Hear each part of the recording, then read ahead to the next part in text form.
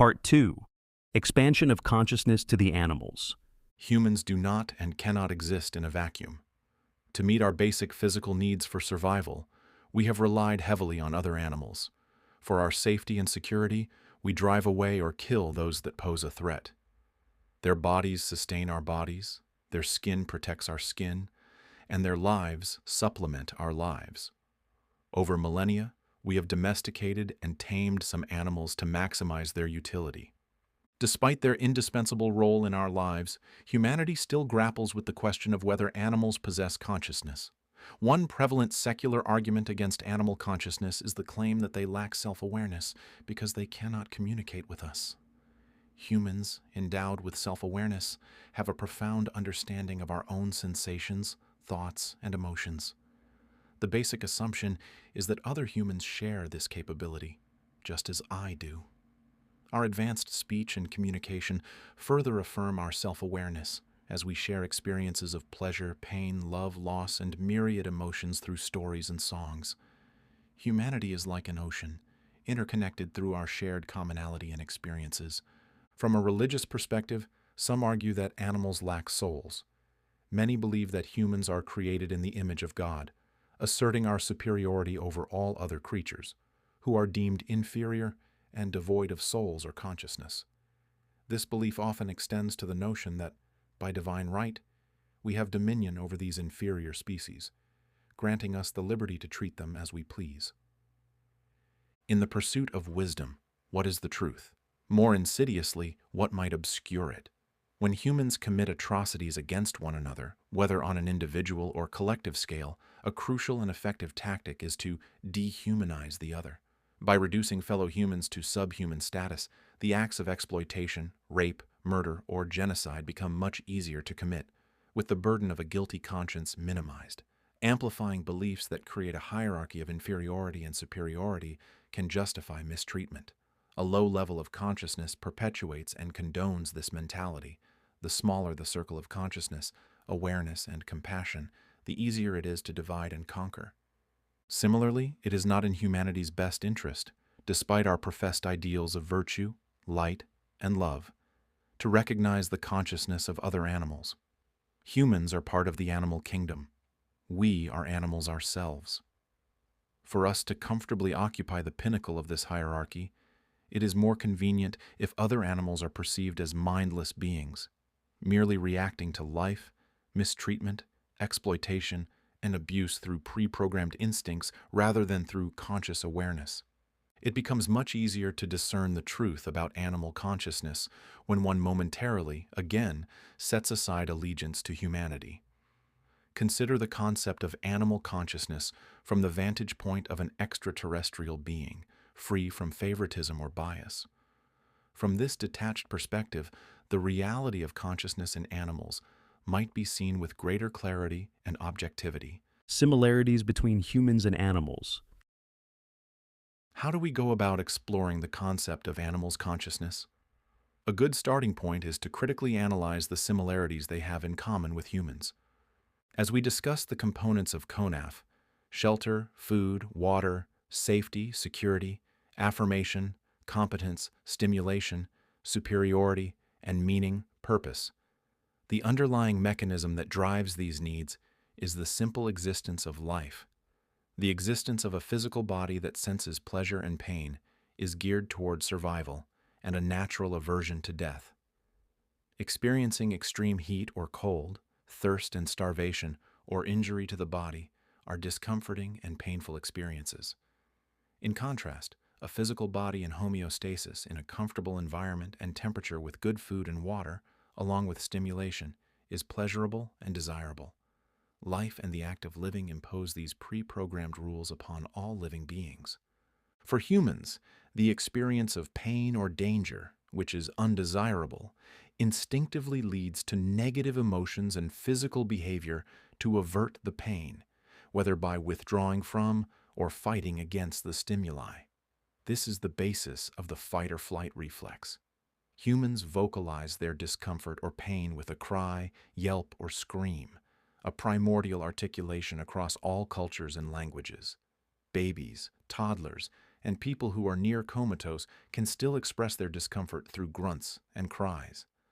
The rational sequence of pain management begins with a painful stimulus that is sensed by the body, triggering negative emotions, flashing with instinctual survival response, and expressed through the behavior of speech and actions.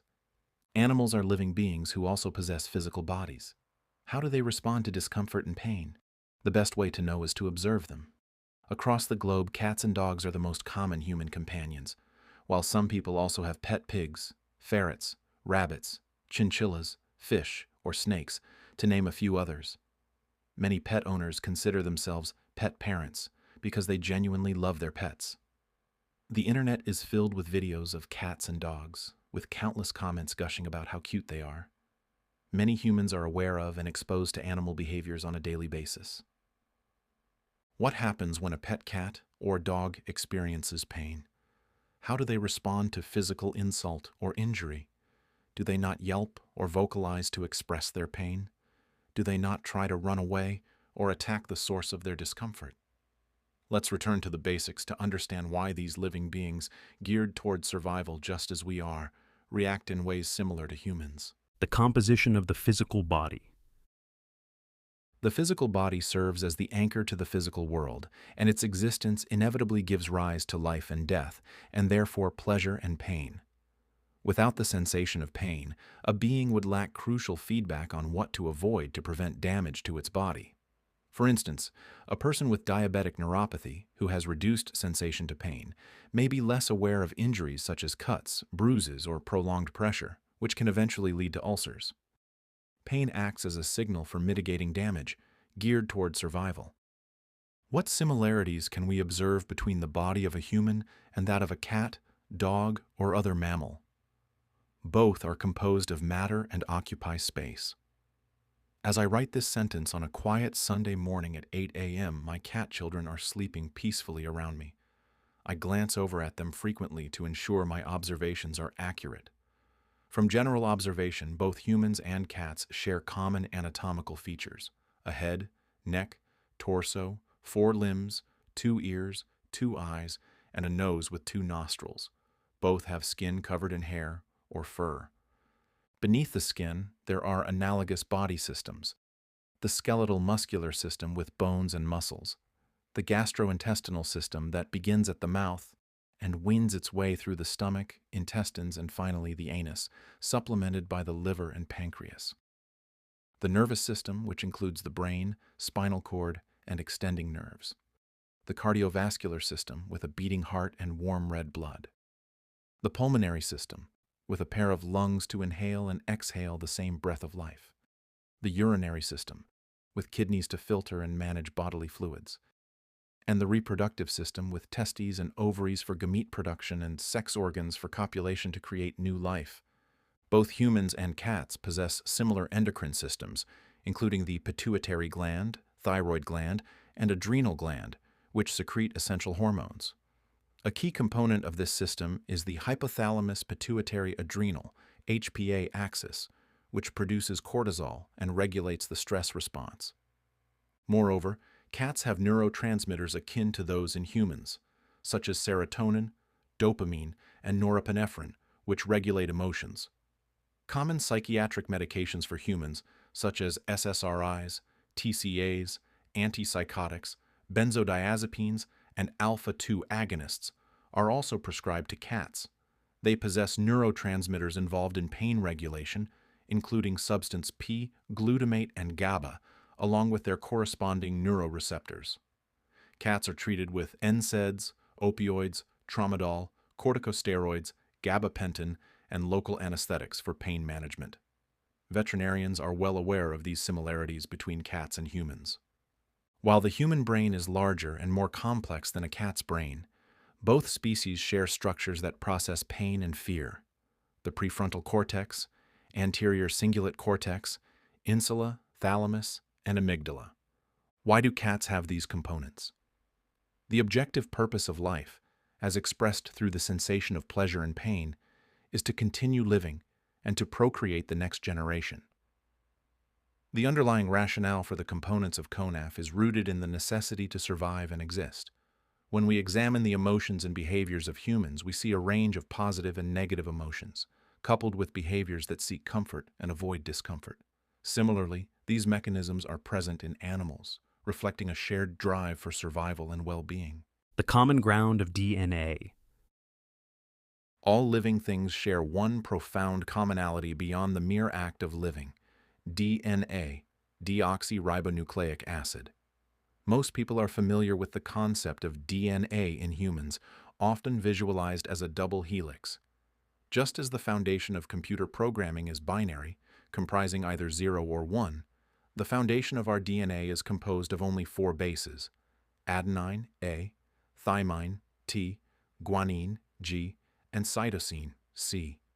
These bases are universal across all living things: animals, plants, fungi, and bacteria.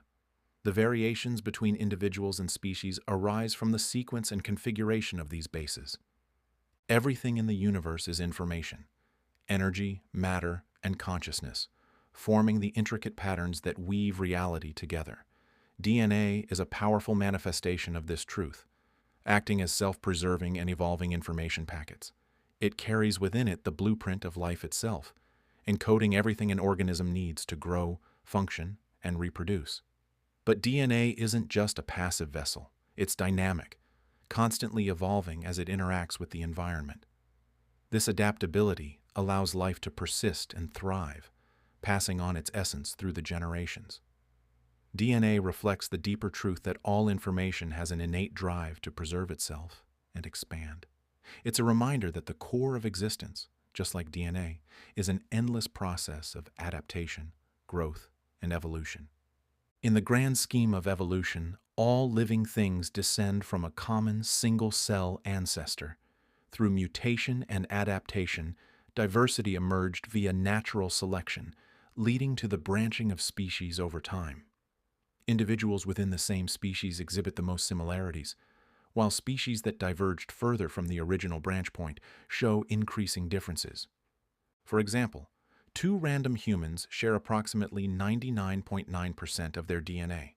This high degree of similarity reflects our close genetic relationship, with the remaining 0.1% accounting for the genetic variations that contribute to individual uniqueness, such as differences in physical traits, susceptibility to certain diseases, and other personal characteristics.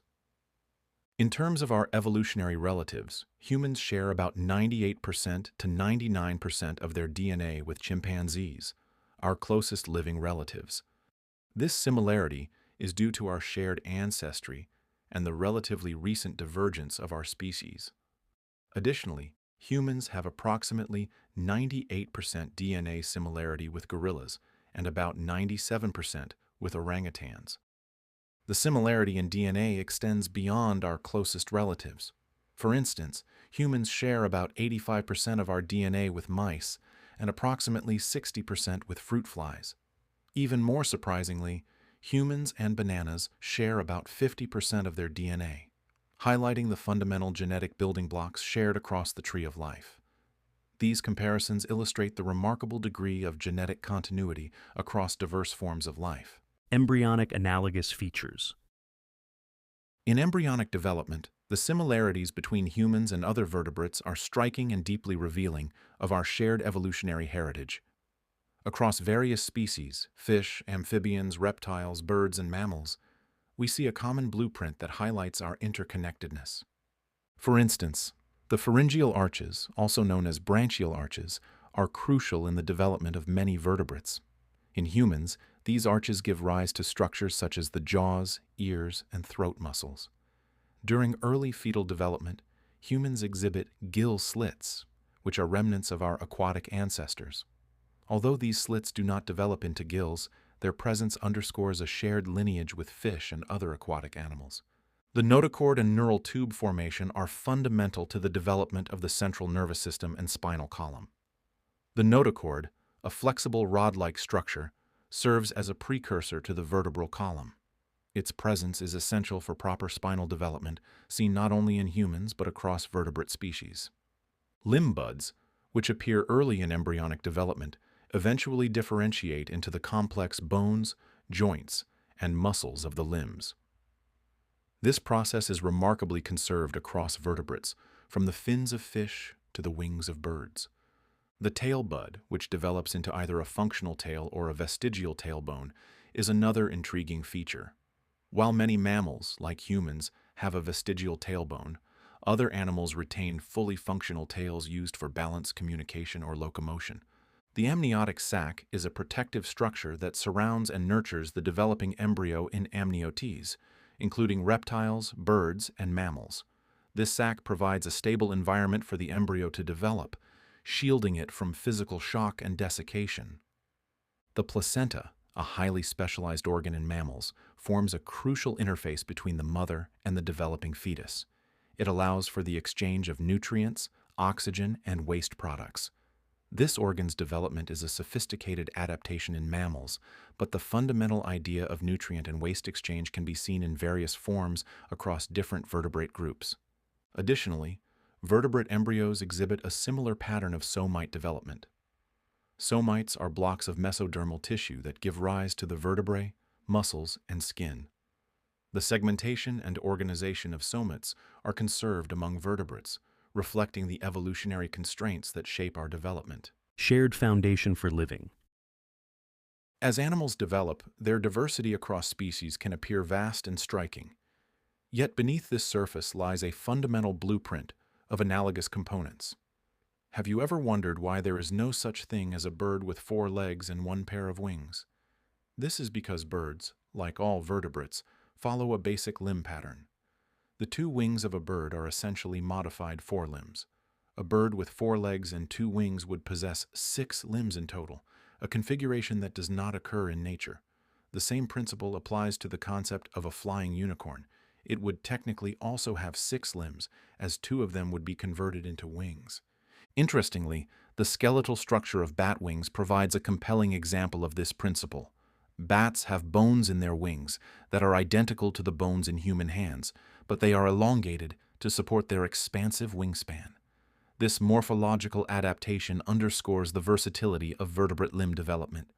When we examine the realms of DNA, embryonic features, physical bodies, organ systems, structures, neurotransmitters, and neuroreceptors, the similarities among living beings become even more apparent.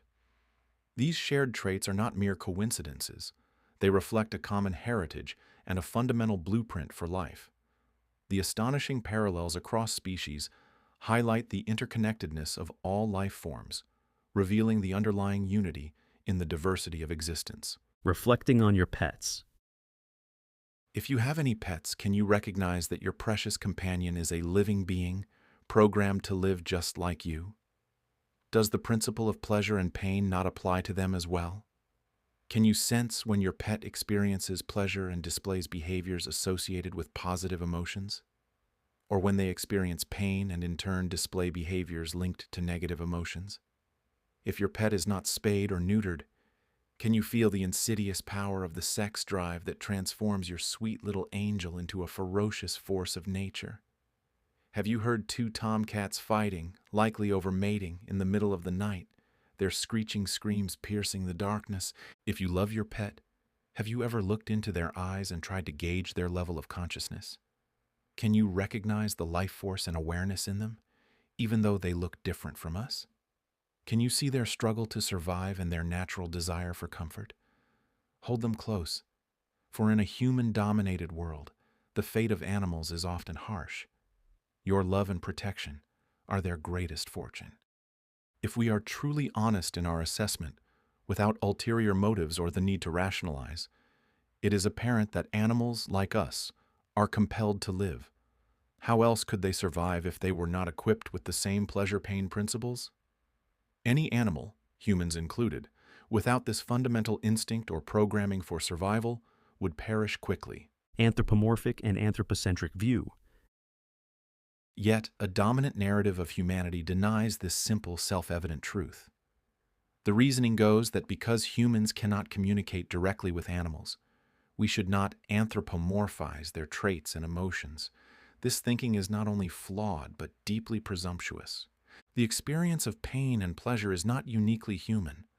It is a universal mechanism in living beings for the fundamental purpose of survival. It is part of nature's grand program to ensure that living things stay alive. In fact, animals do communicate with us through universal vocalizations, grunting, groaning, moaning, whimpering. They speak through nonverbal language, hiding, wincing, cowering, or fighting back, baring their teeth and claws, thrashing, flopping, and squirming. Animals avoid pain, injury, and death, just as humans do. Because they are living beings who clearly sense pleasure and pain, they too experience positive and negative emotions. Just as humans can recognize the common emotions of fear and joy across cultures and languages, we can also perceive these emotions in animals. If you're a dog or cat lover, you know exactly what their communication is when you accidentally step on their tail. Yet in our self-important, myopic superiority, many of us deny the most basic, fundamental experiences of life in others. People should be honest with themselves about whether they are functioning at a lower consciousness that places humanity at the center of all creation, denying the inherent divinity in other beings. The refusal to recognize the intentionality of animals to live and experience pain, cloaked in the convenient excuse of not wanting to anthropomorphize them, is a self-serving delusion. By dismissing the emotional and survival instincts of animals, we elevate ourselves in a hierarchy that justifies exploitation and domination. This anthropocentric view ignores the interconnectedness of all life and refuses to acknowledge that consciousness is not exclusive to humans. To perpetuate this mentality is to deny the shared spark of life that exists in every being, blinding us to the broader truth of our collective existence. Circle of needs and fulfillment for the animals. In fact, I would argue that the CONAF, circle of needs and fulfillment, can also be applied to animals, as they are living beings who possess physical bodies with needs similar to ours. Each component of the CONAF, safety, security, affirmation, competence, stimulation, superiority, meaning, purpose, and sex drive, plays a role in the survival and well-being of animals. Below, we'll examine each component of the CONAF and explore how it relates to the lives and behaviors of animals, shedding light on their experiences and consciousness. Life, health, and survival. Because animals have physical bodies that are similarly programmed to live, procreate, and avoid injury or death, they naturally experience pleasure and pain as vital mechanisms for survival. Particularly in mammals, whose bodily structures closely mirror our own, their bodies are designed to feel pain in much the same way humans do. The most primitive of all emotions is fear, a deeply ingrained response meant to fuel a last-ditch effort for survival. Just as humans experience fear and panic when our lives are in danger, or even perceived to be, so too do animals.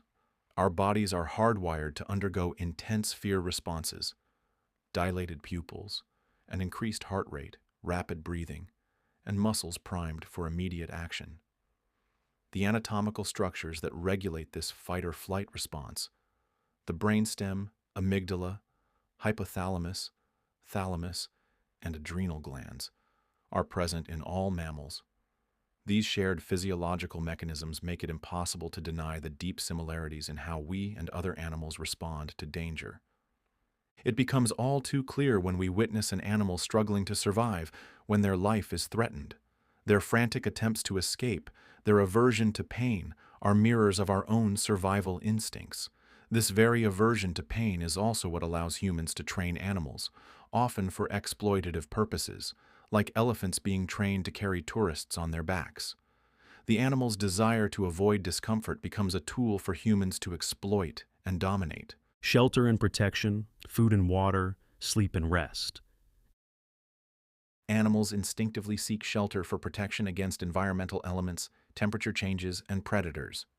Each species is equipped with survival traits that aid in protection: sharp teeth, sturdy nails, or claws designed to defend and secure their place in the wild. All animals, whether herbivores, carnivores, or omnivores, must actively seek out food to sustain their bodies. In times of severe drought, for instance, many animals in the savanna willingly approach shallow waterholes, fully aware of the lurking danger posed by crocodiles. Survival drives them to act, despite the evident peril. Once their bodies process the nutrients, Waste is expelled through urination and defecation, ensuring that the cycle of life continues. Like humans, animals also need sleep to rejuvenate their minds and bodies. Their innate need and enjoyment of food are what make them trainable through positive reinforcement and rewards. By appealing to their instinctual desires, we can condition behaviors that serve both their survival and human interaction. Safety and security. Animals instinctively seek safety and security to maximize their chances of survival. They dig holes, burrow into caves, or mark their territory to establish a safe zone, ensuring a stable supply of space, food, water, and mates. In the wild, animals are under constant threat from danger and the unknown, ever vigilant to preserve their lives. In contrast, pets who are fortunate enough to have loving owners can learn to relax in a safe environment. However, bringing a new pet into the home requires time for adjustment, much like humans need time to adapt to new surroundings. Humans who have experienced trauma may continue to feel unsafe long after the actual threat has passed. Traumatized animals can also exhibit signs of prolonged fear and stress, even when their immediate stressors are removed. Cats and dogs who have been abused in the past often display lingering signs of trauma, whether by withdrawing in fear or lashing out aggressively, despite being in the care of a new, loving owner. Rebuilding that trust takes time, patience, and compassion, as both humans and animals slowly regain their sense of safety and security. Sex drive. Animals also possess a powerful sex drive, designed to magnetize two individuals together for mating and procreation. Even typically solitary animals, such as bears or tigers, will periodically be overwhelmed by this biological urge and seek out a mate. Unlike humans, who have dexterous hands and the capacity for self-stimulation as a temporary physical release, many animals lack this ability.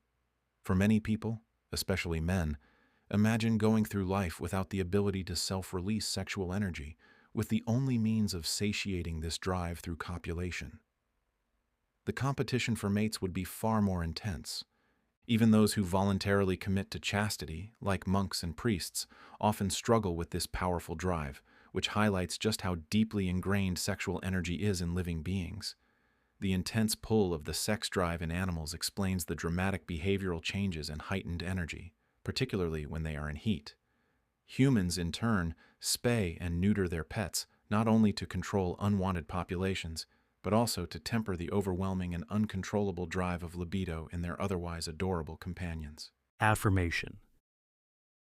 The need for affirmation stems from the fundamental instinct for survival, especially when animals exhibit acts of care and nurturing.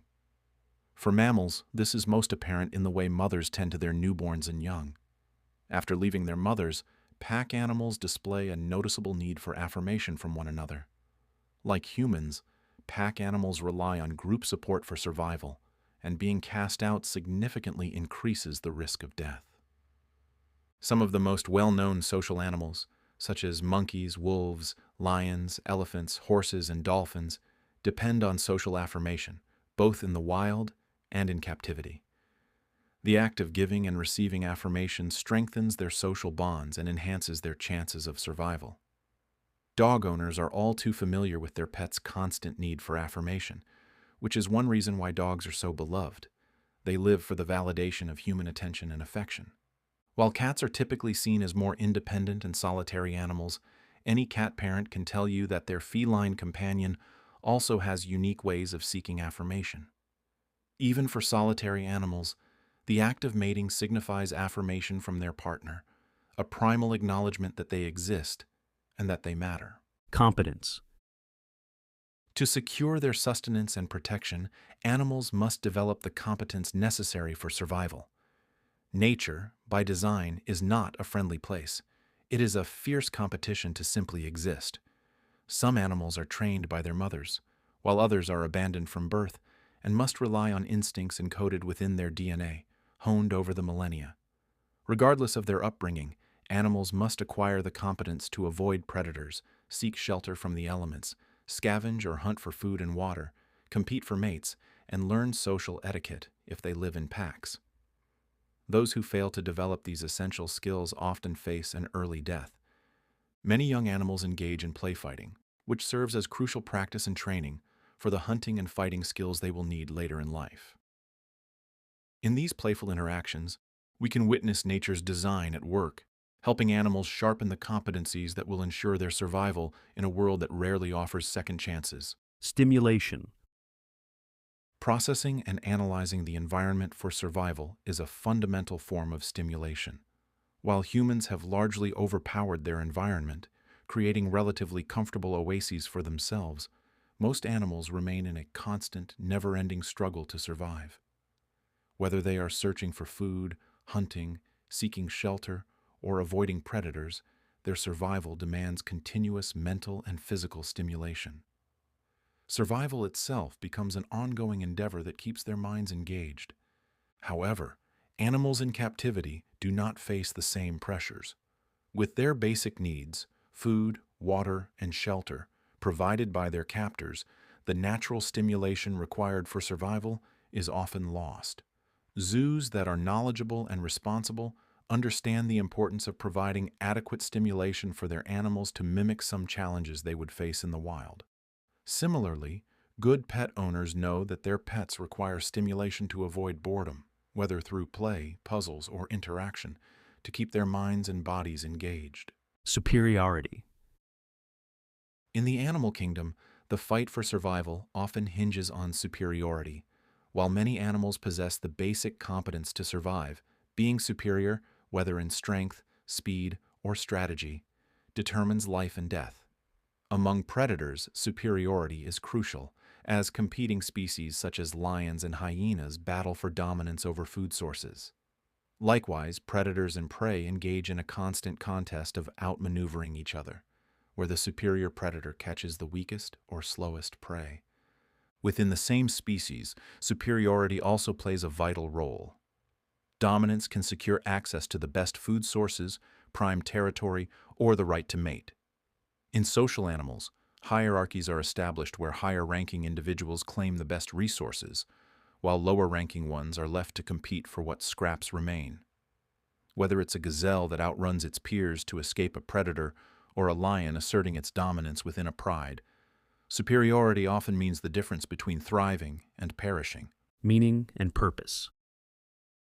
Animals, other than humans, typically operate at a lower level of consciousness that is primarily focused on two fundamental drives: survival and reproduction.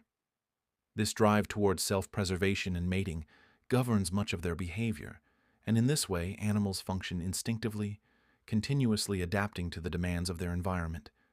Interestingly, some humans also function primarily at this level of consciousness, driven by the same biological imperatives of survival and procreation. In nature, animals are locked in a relentless struggle, constantly searching for food, evading predators, and seeking out mates to ensure their genetic legacy continues. In some cases, animals even prioritize reproduction over survival.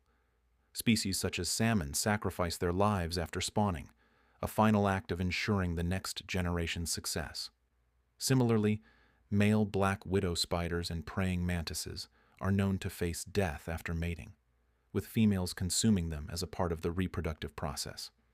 This extreme devotion to reproduction underscores how deep these biological instincts run, where even survival is secondary to the imperative to mate and pass on one's genes. On the other hand, domestic animals that have been spayed or neutered no longer experience the drive to mate. However, their basic physical needs for survival and comfort remain intact.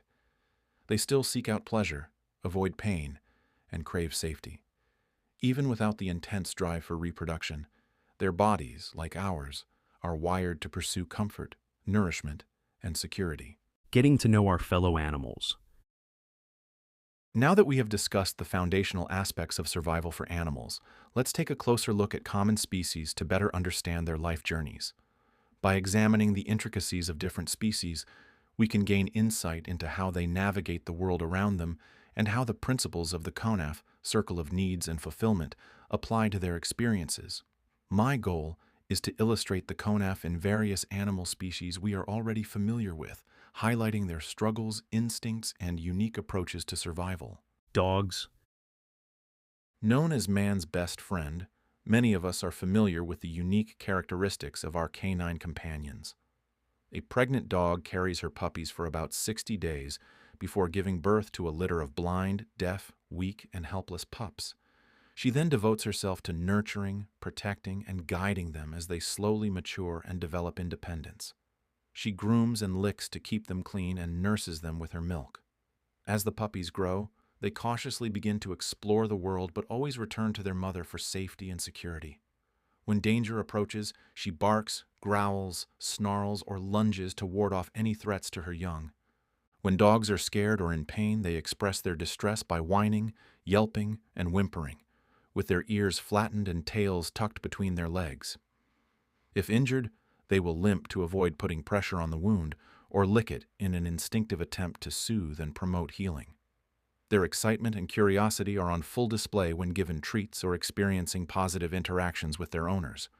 Dogs are also highly social creatures, often seen playing in dog parks, where they interact and form bonds with both humans and other dogs. In social settings, there may be a natural hierarchy where dogs compete for dominance or leadership. Displays of assertiveness, aggression, or submission are common, depending on individual temperament and social dynamics. Wild dogs seek shelter in caves, bushes, or burrows and hunt prey to survive. When gripped by sexual drive, they engage in mating behaviors such as courtship rituals, scent marking, displays of affection, and ultimately mating itself to perpetuate the cycle of life once again. Cats. Kittens are born blind and deaf, relying entirely on their mother for care. A cat's pregnancy lasts around 63 to 65 days, after which she gives birth to a litter of helpless kittens. The mother cat provides warmth, nourishment through her milk, grooming, and protection. She also teaches them essential social behaviors, hunting skills, and even litter box training. Kittens seek comfort in familiar environments, often preferring high places where they can observe without feeling threatened, and secluded spots for rest and relaxation. Being territorial animals, cats mark their territory with scent to establish ownership. Cats communicate their emotions through various means: body language, vocalizations, meowing, purring, hissing, facial expressions, and tail movements. They express contentment, curiosity, anxiety, fear, affection, and playfulness through these methods. When in pain, cats may display subtle behavioral changes, such as reduced activity, hiding, loss of appetite, vocalizing in distress, or altering their grooming habits. Conversely, they show pleasure through purring, kneading, often called making biscuits, a relaxed body posture, and seeking physical contact. Cats are agile climbers, stealthy stalkers, and adept at capturing prey. Domestic cats still exhibit hunting behaviors, despite being well fed, as hunting is instinctual. They appreciate affection, attention, and positive interactions with their human companions. Cats may seek petting, head bumps, chin scratches, and playtime as a form of affirmation and bonding. In multi-cat households or outdoor colonies, cats may establish hierarchies, leading to displays of dominance, submission, or conflict, especially during introductions or when resources are shared. Cats also have a strong instinct for mating and reproduction, particularly during the breeding season. Intact cats, those not spayed or neutered, may exhibit behaviors like yowling, spraying, marking territory, and actively seeking mates. Mice. Mice begin their lives under the careful watch of their mother, who provides essential care including warmth, nutrition, grooming, and protection within the safety of the nest. A mouse's pregnancy lasts around 19 to 21 days, remarkably short compared to many species, making their rapid reproductive cycle one of their defining characteristics. This early nurturing is crucial for their development and survival. Safety and security are paramount for mice due to their small size and vulnerability to predators.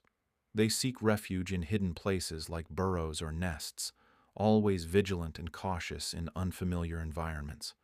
Mice display curiosity, fear, and affection through behaviors such as cautious exploration, freezing in response to danger, and engaging in social interactions or playful moments with fellow mice. Mice also express pain and pleasure in distinct ways. pain is evident through reduced activity, changes in posture, distress vocalizations, and alterations in eating or grooming habits. Conversely, pleasure is displayed when they explore enriched environments, engage in social grooming, play, or interact positively with other mice. Survival skills are deeply ingrained in mice. Their keen senses help them detect predators and locate food sources. They are adept at navigating complex terrains, remembering pathways and solving problems, all of which contribute to their adaptability and resilience. Mice require mental stimulation and enjoyment, often finding fulfillment in activities like exploring mazes, foraging for food, playing with toys or obstacles, and engaging in social interactions. These behaviors provide crucial mental stimulation, prevent boredom, and enhance their overall well-being. While not as social as some species, mice still benefit from interactions within their group. They engage in grooming rituals, seek warmth and security by huddling together, and may show distress when separated, highlighting their need for affirmation and social connections. They also establish hierarchies based on dominance and submission, occasionally displaying aggression or competing for resources like food, nesting sites, and mates. Finally, the strong reproductive drive in mice triggers mating behaviors during specific periods, fulfilling their natural instinct for reproduction and ensuring the continuation of their species. Primates. Primates, including monkeys, apes, and humans, experience a rich and complex life shaped by their interactions, emotions, and survival instincts. At birth, primates rely heavily on their mothers for care and protection. For most primates, the pregnancy lasts around 160 to 240 days, depending on the species. For example, chimpanzees have a gestation period of about 230 days, while for humans, it's around 280 days. After birth, primates form strong bonds with their mothers who provide warmth, nourishment, grooming, and guidance during their early stages of life. Safety and security are fundamental needs for primates. They seek refuge in familiar environments like trees or caves, where they feel protected from predators and other potential threats. This sense of safety allows them to explore their surroundings and interact with their peers without constant fear. Primates exhibit a wide range of emotions, including joy, fear, sadness, anger, and curiosity. Their intelligence is evident in their problem-solving abilities, tool usage, social interactions, and capacity to learn from their experiences. Pain and pleasure are communicated through various behaviors. Primates may show signs of pain such as vocalizations, protective gestures, reduced activity, or seeking comfort from others. Conversely, pleasure is expressed through playfulness, social grooming, relaxed body language, and positive interactions with peers or caregivers. Survival skills are honed through experience and observation. Primates learn to forage for food, navigate their habitat, avoid dangers, and adapt to changing environments. Their ability to communicate, cooperate, and form social bonds enhances their chances of survival in the wild. Affirmation and social bonding are crucial for primates' well-being. They seek companionship, engage in grooming rituals, and find comfort within their social group. Positive interactions and social support contribute to their mental and emotional well-being. Mental stimulation and enjoyment also play vital roles in a primate's life. They engage in play, exploration, problem-solving tasks, and creative activities to satisfy their curiosity and intellectual needs. Enriching environments with opportunities for exploration and social interactions enhance their mental and emotional development. In social hierarchies, primates may engage in displays of dominance or submission to establish their status within the group. These behaviors include vocalizations, body postures, gestures, and occasional conflicts over resources or mating opportunities. Mating is a natural and essential aspect of a primate's life, with courtship behaviors, pair bonding, and mating rituals occurring during specific periods. Chickens. From the moment they hatch, chicks are cared for by their mother hen, who provides warmth, protection, and guidance. The mother hen teaches her chicks essential skills, such as finding food, avoiding predators, and socializing within the flock. They seek shelter in nests, trees, or coop structures to protect themselves from predators and harsh weather. Chickens also possess a keen sense of danger, alerting the flock through vocalizations and body language, and they can experience a range of emotions, including joy, fear, curiosity, and affection. Chicks instinctively run to take cover under their mother's wings at the first sign of danger, especially from predators like birds of prey. The mother hen's alarm calls signal the chicks to seek safety, providing them with both protection and comfort. Chickens express pain through behaviors like limping, reduced activity, or distress vocalizations, while pleasure is shown through relaxed body language, contented clucking, and engaging in activities like dust bathing and foraging. Chickens are naturally adept at foraging for food, avoiding predators, and returning to their coop or shelter due to their strong homing instincts. Affirmation and social bonding are important within the flock. Chickens engage in grooming, vocalizing, and maintaining close physical proximity as forms of social interaction. Mental stimulation is also essential for their well-being. Activities like pecking, scratching, exploring their environment, and socializing with other chickens keep them engaged and healthy. The pecking order, a natural part of chicken social dynamics, is established through displays of dominance, including vocalizations, aggression, and physical interactions. Roosters play a key role in this hierarchy, often engaging in courtship displays, mating dances, and vocalizations to attract mates and assert their status. Cows. From birth, calves are nurtured and protected by their mothers, forming a bond crucial for their early development. A cow's pregnancy lasts about 9 months, similar to humans. After giving birth, the cow produces nutrient-rich milk that is vital for the calf's growth, providing essential fats, proteins, and antibodies that protect against disease. This nursing process not only ensures the calf's physical health, but also strengthens the bond between mother and calf, which is critical for the calf's emotional and social development. As they grow, cows display a wide range of emotions and signs of intelligence through their interactions with the environment and herd. Calves playfully frolic when joyful, while distress is often vocalized through mooing or behavior changes during discomfort or separation. Their ability to recognize individuals, both within the herd and human caretakers, further showcases their cognitive abilities. Pain and pleasure in cows are exhibited through behavior. A cow may isolate itself, eat less, or move differently when in pain, while pleasure is reflected in relaxed postures, social grazing, and seeking grooming or touch from herd mates. Their need for social affirmation is met through strong bonds within the herd, which are vital for their emotional well-being. These social interactions provide mental stimulation and enjoyment, seen in play and mutual grooming. Hierarchy within the herd is a natural aspect of bovine life, where dominance is established not just by physical strength, but also by social intelligence.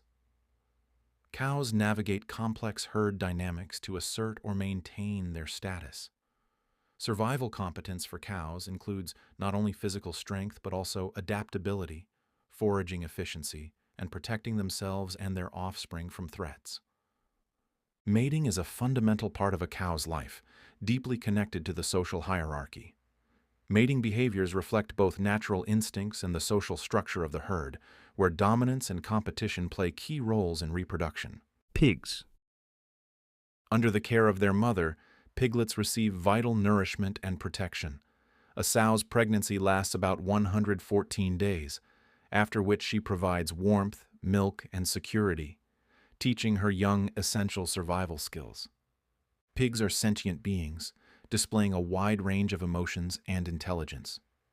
They show joy, curiosity, and excitement in playful activities and environmental exploration, while sadness and distress become evident during isolation or discomfort.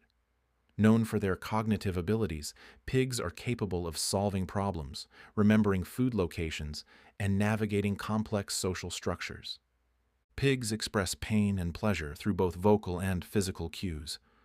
Squealing or withdrawing are common signs of pain, while pleasure is seen in their relaxed demeanor, such as wallowing in mud for comfort and skin protection. The social bonding and physical closeness they seek highlight their need for emotional contentment and companionship. Survival for pigs involves thriving within a social hierarchy. Affirmation comes from group cohesion and social bonding, where pigs establish relationships that offer emotional support. They also demonstrate adaptability, modifying their behavior based on environmental cues, a key trait in their competence for survival.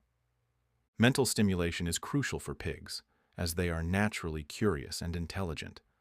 Their exploratory behaviors, play, and interaction with objects prevent boredom and promote cognitive health. In social life, pigs establish a pecking order through displays of dominance, where social rank dictates access to resources and mating opportunities. Mating is a fundamental aspect of pig life, closely tied to their social structure, with dominant individuals often having priority. Whales. While whales resemble fish, they are actually mammals whose ancestors were land-dwelling animals. Over millions of years, natural selection transformed them into their present form.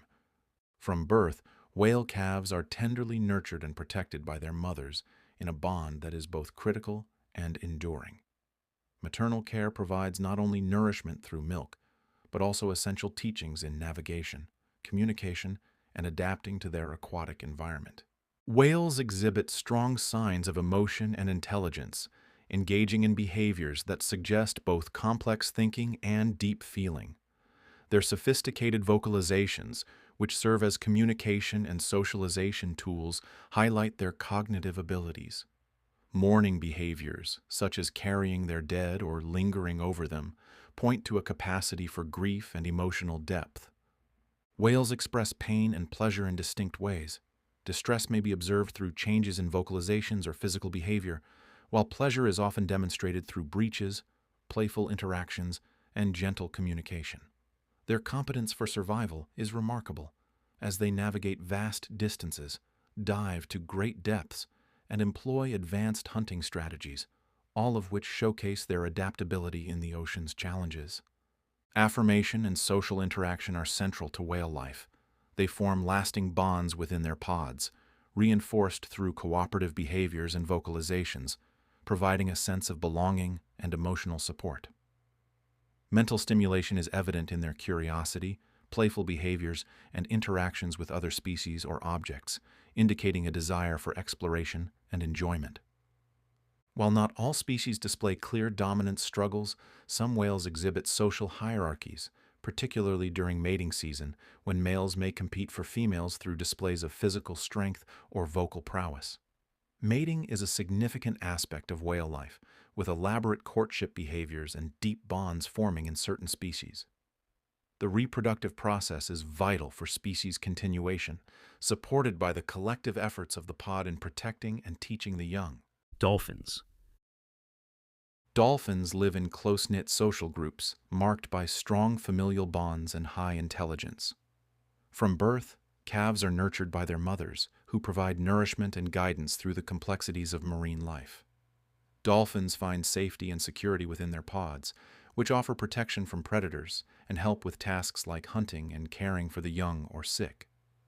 Dolphins display a wide range of emotions: joy, playfulness, sorrow, and empathy. Their behaviors include tool use, cooperative hunting, and complex communication, all indicating remarkable intelligence. Pain and pleasure are expressed through behaviors like isolation, vocalizations, playful leaps, and social interactions, revealing their emotional depth. Survival for dolphins is not just physical, but social, with cooperation being key. They form strong bonds, often preferring certain companions, and engage in synchronized swimming and play, reinforcing these relationships. Dolphins thrive on mental stimulation, engaging in play, exploration, and communication to stay intellectually and socially engaged. While male dolphins may compete for dominance and mating opportunities, their social structures tend to be fluid, balancing competition with cooperation. Mating behaviors are intertwined with their social lives, and the pod plays a role in raising the calves, ensuring the continuation of their lineage. Fishes. The life of fish offers a unique perspective, shaped by fluid dynamics and distinct survival imperatives. Maternal care varies widely. Some species, like cichlids, protect and guide their young, while others are independent from birth. In species that provide parental care, young fish are guarded from predators and led to food, fostering an early sense of safety. Fish display a range of emotions and intelligence, challenging simplistic views of their capabilities. They experience stress when their environment becomes inhospitable, and their intelligence is evident in their ability to navigate complex environments, remember safe locations, and learn socially by observing others. Though their expressions of pain and pleasure may be subtle, fish show preferences for enriched environments that provide comfort and mental stimulation. Survival in the aquatic world requires constant adaptability, as fish face threats from predators, habitat changes, and food scarcity. Schooling behavior reflects their collective survival strategy, finding safety in numbers. Many fish species exhibit social hierarchies, cooperative behaviors, and territoriality, underscoring their need for social interaction and affirmation. Mental stimulation for fish comes from exploring their environment, foraging, and engaging in natural behaviors like nest building. The fight for dominance, often tied to mating, is a common theme in their lives. Reproductive strategies range from solitary spawning to elaborate courtship displays, where vibrant colors, aggressive postures, or intricate mating dances help attract mates and assert dominance. Octopuses. The life of an octopus unfolds as a solitary yet intricate journey, where intelligence and adaptability are key to survival. Maternal care in octopuses is both poignant and extreme. After laying her eggs, the mother devotes herself entirely to their protection, forsaking food to tend to them and ward off predators. This self-sacrifice marks her final act, as she often dies shortly after her young hatch and begin their independent lives. Safety and security are paramount for octopuses, who constantly remain aware of their surroundings. Their ability to blend into the environment using advanced camouflage and escape predators by squirting ink highlights their mastery of survival in a perilous underwater world.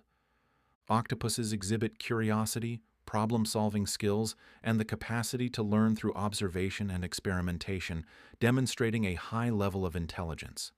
They have been observed interacting with toys and puzzles, suggesting they find pleasure in mental stimulation and play. As skilled hunters, they use strategy and guile to catch prey, navigating their complex environments with remarkable agility. While octopuses are solitary, their interactions with humans, especially in captivity, reveal a form of social recognition. They often show preferences for certain individuals, responding more actively to familiar humans, indicating a potential for bonding. Mental stimulation is vital for an octopus. Their exploratory behaviors, object manipulation, and problem-solving abilities suggest a rich internal life, driven by curiosity. The fight for superiority mainly occurs during mating, where males compete for access to females through displays of size, strength, or color changes. Mating is a singular event in an octopus's life, often signaling the end of its life journey. Males use a specialized arm to transfer sperm packets to the female, after which the female focuses solely on her eggs, making the ultimate sacrifice to ensure the survival of the next generation. Birds. From the moment they hatch, birds are often tended by both their mothers and fathers, receiving warmth, protection, and food. This early care is crucial, laying the foundation for the fledglings' understanding of the world and ensuring their survival. Birds exhibit a wide range of emotions and intelligence, displaying behaviors that suggest joy, grief, anger, and playfulness. Their ability to solve problems, use tools, and navigate vast distances during migration highlights their cognitive capabilities. Many species are known for their memory and learning skills, able to remember food sources and recognize individual humans.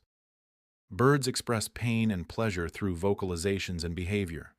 Distress calls or changes in activity may indicate pain, while singing, preening, and social interactions often reflect contentment.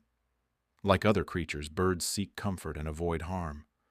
Survival for birds requires mastering the air and land, foraging for food, and avoiding predators. This competence is often communal, with species like starlings and sparrows exhibiting complex flocking behaviors to protect themselves and find food. Affirmation in birds is seen in their social structures, where bonds, whether through mating, family ties, or communal roosting, provide emotional support and security. These relationships are key to their social stability and well-being. Mental stimulation and enjoyment are integral to bird life. Exploratory flights, playful antics, and singing serve as outlets for their need for engagement and emotional expression. Young birds learn through play, which also satisfies their curiosity and mental needs. The fight for superiority is often displayed in territorial disputes, mating rituals, and the establishment of a pecking order within flocks. These behaviors ensure that the fittest individuals reproduce, strengthening the species over time. Mating and reproduction are central to bird life, with elaborate courtship displays that may involve visual, auditory, and even architectural elements. Nest building, egg laying, and chick rearing are pivotal in ensuring the survival of their species. Bees. The life of a bee exemplifies the intricate balance of individual roles and collective purpose within the hive. Unlike mammals, bees do not receive direct maternal care. The queen's primary role is to lay eggs, while worker bees collectively nurture the larvae, feeding them and maintaining the hive's environment to ensure proper development. Safety and security are vital in bee society, with the hive acting as a fortress against external threats. Worker bees, including guards, collaborate to protect the hive, ensuring the survival of its inhabitants. This vigilance is a communal effort, maintaining the hive's stability. Bees display intelligence through complex communication, such as the waggle dance, which conveys information about food sources. Their ability to navigate long distances and adapt to changing environments suggests cognitive capabilities. They may experience satisfaction in successful foraging and stress under adverse conditions, though these emotions are subtle. Displays of pain and pleasure in bees are seen in their behavior. Agitation and aggression during threats indicate distress, while successful foraging and resource gathering seem to bring a sense of fulfillment, vital for the hive's survival. Competence for survival is demonstrated through the division of labor, efficient foraging, and hive maintenance, where each bee plays a specific role essential to the colony's success. Affirmation within the hive comes through each bee's contribution to the collective. The work of each bee supports the health of the hive, providing a sense of purpose and belonging. Mental stimulation and engagement are found in the varied tasks bees undertake, from foraging to hive maintenance, continually stimulating their environment and roles.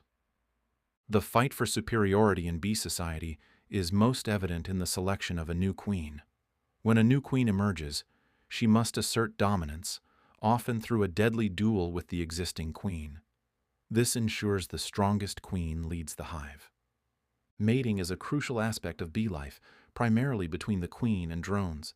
The queen's nuptial flight, where she mates with several drones mid-air, ensures genetic diversity for the colony. After mating, drones die, having fulfilled their role, while the queen returns to lay eggs, continuing the life cycle within the hive. Butterflies.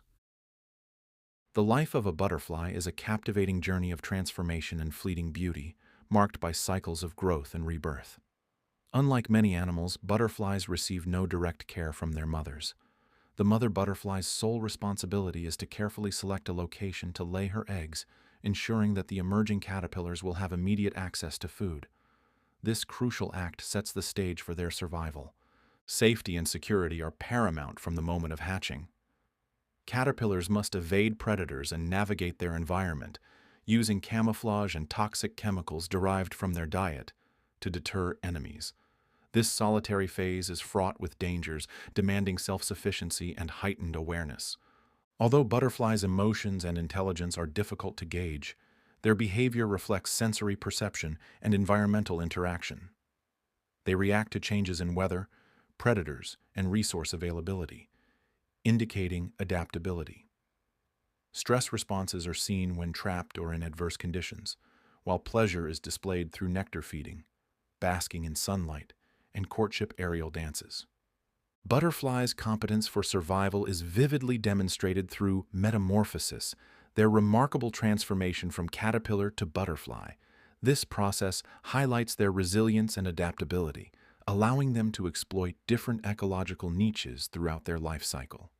Butterflies' mental stimulation and enjoyment are seen in their exploratory, erratic flights, which serve both as predator avoidance and resource-seeking behaviors.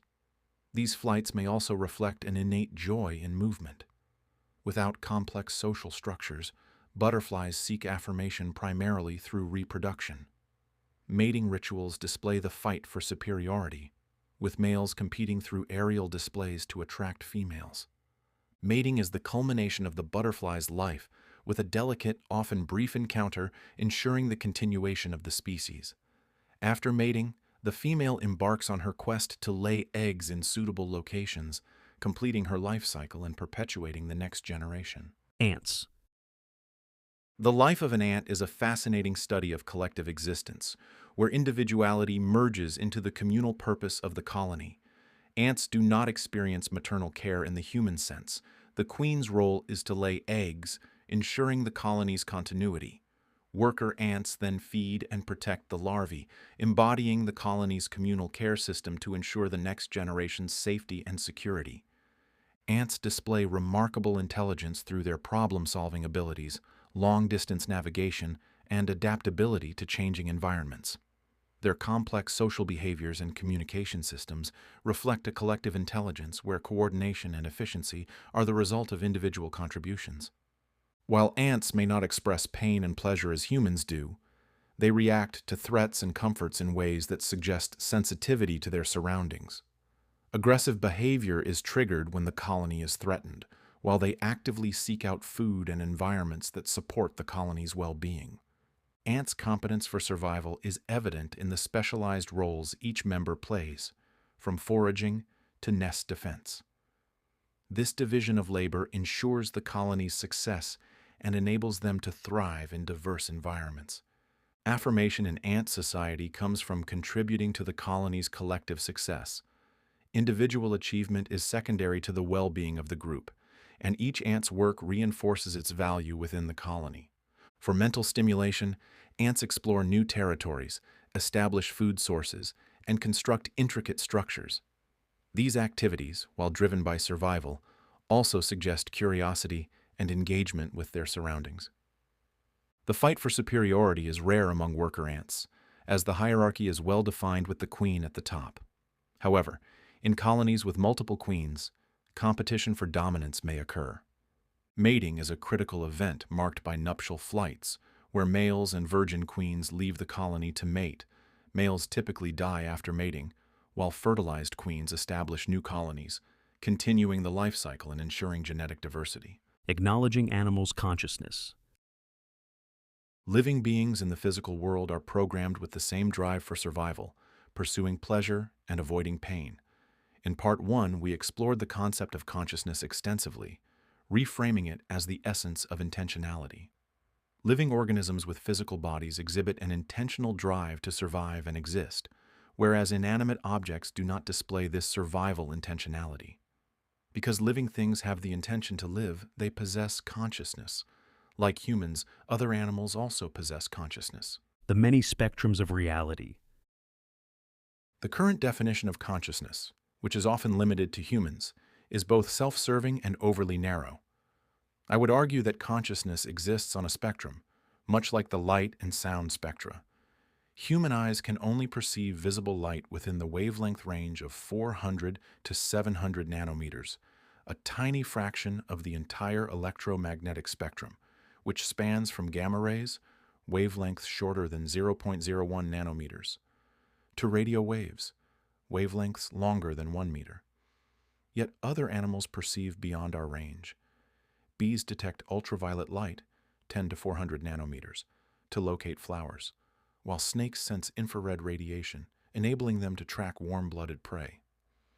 Similarly, human ears are limited to hearing sounds in the frequency range of 20 Hz to 20,000 Hz. The broader sound spectrum includes infrasound, below 20 Hz, and ultrasound, above 20,000 Hz. Elephants use infrasound to communicate across several miles, while bats and dolphins rely on echolocation, a use of sound beyond our audible range, to navigate and hunt. The inability of humans to perceive the full electromagnetic and sound spectra underscores a critical point. The limits of our sensory perception or scientific understanding do not define the boundaries of reality. Human technology may allow us to utilize wavelengths and frequencies beyond our natural senses, but our lacking the tools or knowledge to detect them does not negate their existence. I believe consciousness also exists on a spectrum. The consciousness most familiar to us is the one we perceive in ourselves and other humans. On the spectrum of consciousness, the highest level of consciousness can encompass awareness of all beings, while the lowest is focused purely on self-preservation. At the highest state, consciousness is all-encompassing, full of awareness and compassion, and aligned with a spiritual sense of universal interconnectedness and love. In contrast, the lowest state of consciousness is marked by a sadistic, survival-driven pursuit of pleasure, where empathy is absent. This spectrum, from divine selflessness to extreme selfishness, reflects the range of consciousness that exists. Human consciousness naturally expands, from a baby focused solely on its own needs to an adult who, ideally, becomes more aware and connected to others. Animals and humans. In terms of awareness and functioning, many animals are more advanced than a human fetus, infant, or toddler. A 2-year-old human, despite possessing undeniable consciousness, cannot yet perceive, process, and act on information well enough to survive independently. In contrast, animals remain acutely aware of their surroundings, constantly calculating rewards and risks to ensure their survival. As living beings, they embody their own version of the konaf, driven by the intentionality of survival, the pursuit of pleasure, and the avoidance of pain. If we were to evaluate consciousness based on intentionality, observable functionality, and survival skills alone, animals would often surpass humans in their early stages of development. This suggests that awareness and intentionality exist on a spectrum, where even beings we might deem lower exhibit profound and undeniable levels of consciousness. With this framework, I see consciousness in all animals, not just humans. That's precisely why I prefer the phrase beings of consciousness, rather than limiting it to humans of consciousness. Some humans, particularly those who exhibit sadistic cruelty and extreme selfishness, possess lower consciousness than many non-human animals. The phrases, "even an animal wouldn't do that," or "worse than an animal," aren't just empty observations. They contain an element of truth. Intelligence versus consciousness. I want to clearly differentiate intelligence from consciousness, as the two are often blurred. Collectively, humans possess the highest intelligence of all animals on Earth. Our intelligence allows us to dominate the planet, shaping land, sea, and air to fit our preferences. The cityscapes of towering skyscrapers and the development of complex technology stand as testaments to our intellectual prowess. We inhabit every continent, and where we settle, other species have little chance to thrive unless we allow it. Intelligence is a tool that helps us achieve our intentions. For survival, we clear habitats and eliminate dangerous competitors. For food, we develop crop agriculture and domesticate animals. For longevity, we research medical science and find treatments for ailments. For comfort, we design and construct dwellings equipped with air conditioning and modern appliances. For stimulation, we pursue knowledge and artistic or athletic endeavors. The list goes on. While intelligence is a tool that produces great results, the underlying needs encapsulated within the konaf system remain basic and fundamental. Simply having higher intelligence does not mean that a person, or even an entire civilization, operates at a higher level of consciousness.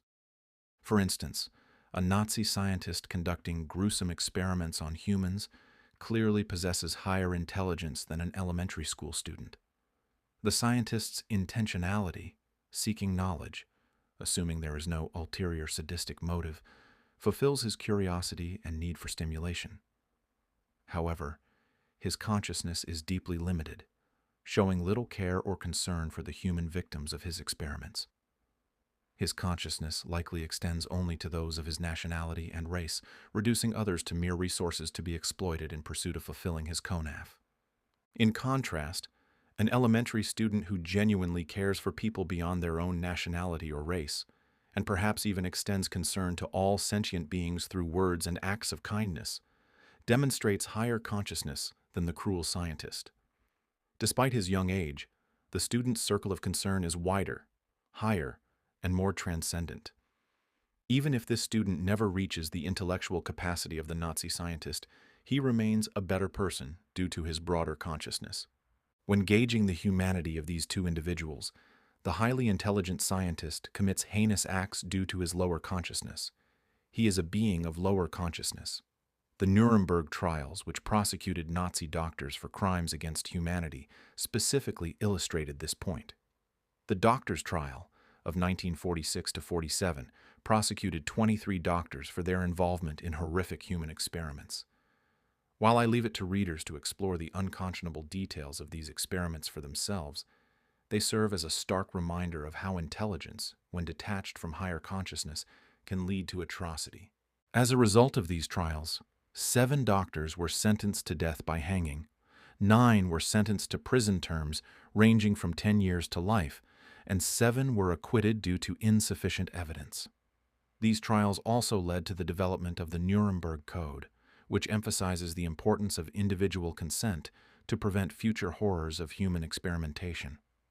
The Nuremberg Code did not stop the Tuskegee syphilis study conducted by the U.S. Public Health Service on African American men in rural Alabama that ran between 1932 and 1972. Another case I encourage readers to research. Spectrum of consciousness. For the reasons outlined above, I strongly believe that consciousness exists on a spectrum, from beings with expansive transcendental awareness to those who care only for themselves. Since consciousness can be better defined as intentionality, it becomes clear that animals, through their struggle for life, possess the intentionality to live. Denying this truth is not only willful ignorance, but also self-serving and extremely vile. Once we acknowledge the consciousness of animals and recognize that they, too, desire to live and exist under the same sway of pain and pleasure, we can see the deep familiarity in their quest for life. A being of higher consciousness expands their circle of concern and compassion beyond humanity, encompassing animals of different species as well. In doing so, we see the sparks of life within them. Without a doubt, when we look into their eyes, we see living, sentient beings. Examining human-animal relationships. Because humans and animals are both physical beings, we share the same planet and space with them. In this section, I'll explore specific ways in which we treat animals, often regarded as lesser beings. In our quest to satisfy our konaf, exploitation and abuse of animals is rampant. This is a reflection of humanity's true nature. Despite our praise of compassion and spiritual ideals, animals are often treated as tools to keep us fed, warm, comfortable, and entertained. More specifically, animals are used to fulfill our needs in various ways. For survival, health, and food, we use their bodies for consumption and medical research. For shelter, protection, and clothing, we take their bones, skins, and fur. For safety and security, we negate their existence when they pose a threat. For affirmation, we use their companionship or their meat during celebrations and events that strengthen our social bonds. For competence, we hunt them or reshape nature and the environment, destroying their habitats in the process. For stimulation, we confine them in zoos, hunt them, force them to fight, or even engage in sadistic torture. For superiority, we assert dominance through their submission. And for meaning and purpose, we view ourselves as God's chosen species, reinforcing the idea that animals exist solely to serve us. If a picture is worth 1,000 words, a video must be worth 1,000,000. No words can truly capture the horrors of these realities. However, I strongly believe that knowledge is power, and I encourage everyone to research and watch videos online to gain a better understanding of the following topics. Meat. As physical beings, our bodies have a fundamental need for sustenance, requiring the consumption of nutrients derived from food for survival.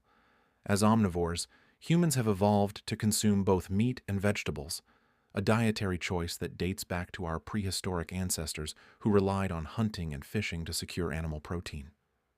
Over time, human ingenuity led to the development of animal husbandry and breeding practices. As societies advanced and technology evolved, many regions optimized the processes of raising and slaughtering animals through mass farming, fishing, and the establishment of slaughterhouses. These advancements were driven by the need to feed growing populations and ensure a stable food supply. However, as we consider the realities of our dietary choices, we must confront a profound ethical dilemma. Animals, like us, are living beings with an inherent drive for survival and procreation. It is only natural and painfully clear that they experience suffering. When subjected to pain and distress, animals exhibit visible signs of agony, vocalize their terror, and struggle desperately for their lives. Slaughterhouses, designed for efficiency, carry out this process daily. I will now go over some common sequences that contribute to our everyday meals. Condition of slaughterhouse. Animals bred for human consumption are often raised in horrific conditions with little regard for their comfort or well-being. From the moment they are born, their lives are a living hell. Many are confined in cramped, filthy spaces, barely able to move, deprived of natural light, fresh air, or any semblance of a normal life. They are routinely subjected to practices that cause physical and emotional distress, all in the name of efficiency and profit. In factory farms, animals are often packed into overcrowded pens or cages, where they are forced to live in their own waste. Chickens, for example, are frequently kept in battery cages so small they cannot spread their wings, while pigs may be confined to gestation crates that restrict nearly all movement. These conditions lead to high levels of stress, disease, and injury, with many animals becoming sick or crippled before they even reach the slaughterhouse. When it comes time for slaughter, these animals are transported in equally distressing conditions. Crammed into trucks, often for long distances, many die from dehydration, exhaustion, or injuries before they even arrive. Once at the slaughterhouse, efficiency takes precedence over compassion. The process is swift and mechanical. Animals are stunned, hung by their legs, and their throats are cut. While this system is designed for speed, not all animals are rendered unconscious properly, meaning some experience the full terror and pain of the slaughter. Slaughtering cows. Prior to slaughter, a retractable bolt is fired into the cow's forehead, penetrating the skull and damaging the brain to induce unconsciousness. Next, the animal's hind legs are shackled and hoisted into the air. While suspended upside down, the cow's throat is cut to bleed out, causing death. Afterward, the carcass is skinned, internal organs removed, and the meat is cut into various pieces for processing. Slaughtering pigs. The pig is first stunned into unconsciousness, either through electrical current applied to the head or exposure to high levels of carbon dioxide. Next, the animal's hind legs are shackled and hoisted. While suspended, its throat is cut to bleed out and die. The carcass is then scalded in hot water to remove hair, internal organs are removed, and the meat is cut into various pieces for processing. Slaughtering chickens. The chicken is hung upside down by its feet and dipped into an electrified water bath to stun it and render it unconscious.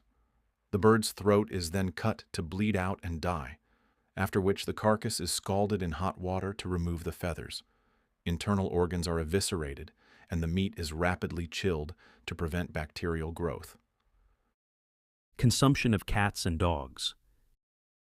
Cats and dogs are beloved companions for many across the world, and this companionship allows people to recognize the consciousness, conaf, and unique personalities of these animals. The internet is full of videos showcasing their cuteness and mischief. However, in some places, cats and dogs are consumed as food, with the defiant retort that critics who object to this practice likely eat cows and pigs. An animal is an animal, so why favor some and ignore others? This is a fair point, one that can't be justified by intelligence alone, as pigs are highly intelligent beings. To base mistreatment on intelligence is a dangerous concept. The true reason lies in the expanding circle of consciousness. Humans are at the center, and we expand outward based on preferences and familiarity, making cats and dogs closer to most of us than pigs and cows. I can't imagine most pet parents who love their cats and dogs would ever eat them, but one could justify the act by thinking, "This cat or dog is not my pet," thereby limiting their concern to their own pets while disregarding the entire species. Countries where dogs are consumed include China, South Korea, Vietnam, the Philippines, and Indonesia, while cats are eaten in places like China and Vietnam. Unlike the mechanized slaughterhouses used for other animals, the methods of slaughter for cats and dogs are more direct. They are killed by blows to the head, strangulation, throat slitting, drowning or suffocation, electrocution, or hanging. The Yulin Dog Meat Festival in China, held annually in June, involves the slaughter and consumption of dogs as part of the celebrations, with the belief that dog meat brings good luck and health benefits. In South Korea, dog slaughter increases during Boknal, also known as the Dog Days of Summer, which occurs between mid-July and mid-August according to the lunar calendar. People consume dog meat during this time to combat the summer heat, boost energy levels, improve circulation, and increase stamina.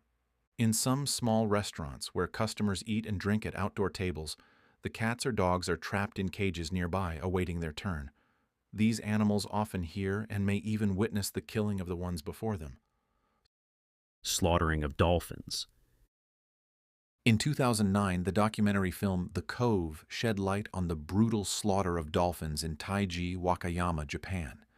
Fishing boats, running in parallel, used the banging of metal poles to create a wall of sound, herding the dolphins into a hidden cove where nets trap them. Professional dolphin trainers from marine parks and aquariums worldwide are often present at the slaughter to select dolphins for their programs. These lucky individuals are separated from the herd and transported to marine parks or aquariums for training or display. The rest of the dolphins face a grim fate. They are killed using a method called pithing, where a metal rod is driven into the dolphin's brain.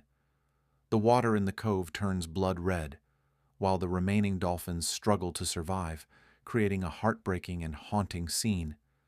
Despite international outcry, both the Japanese government and the town of Taiji defend the slaughter, citing it as a cultural tradition and an important source of livelihood for the local fishermen. Eggs. The consumption of eggs is a common practice worldwide. Traditionally, small-scale farmers have raised hens in outdoor cages with access to open fields for grazing. However, as demand for eggs has increased, so has the need to refine and optimize egg production. In the quest for efficiency, hens are often crammed into small spaces, which exacerbates stress and aggression, leading to them to peck one another. The solution to this problem is de-beaking, where a portion of their beak is cut off to reduce the damage from their blunted pecking.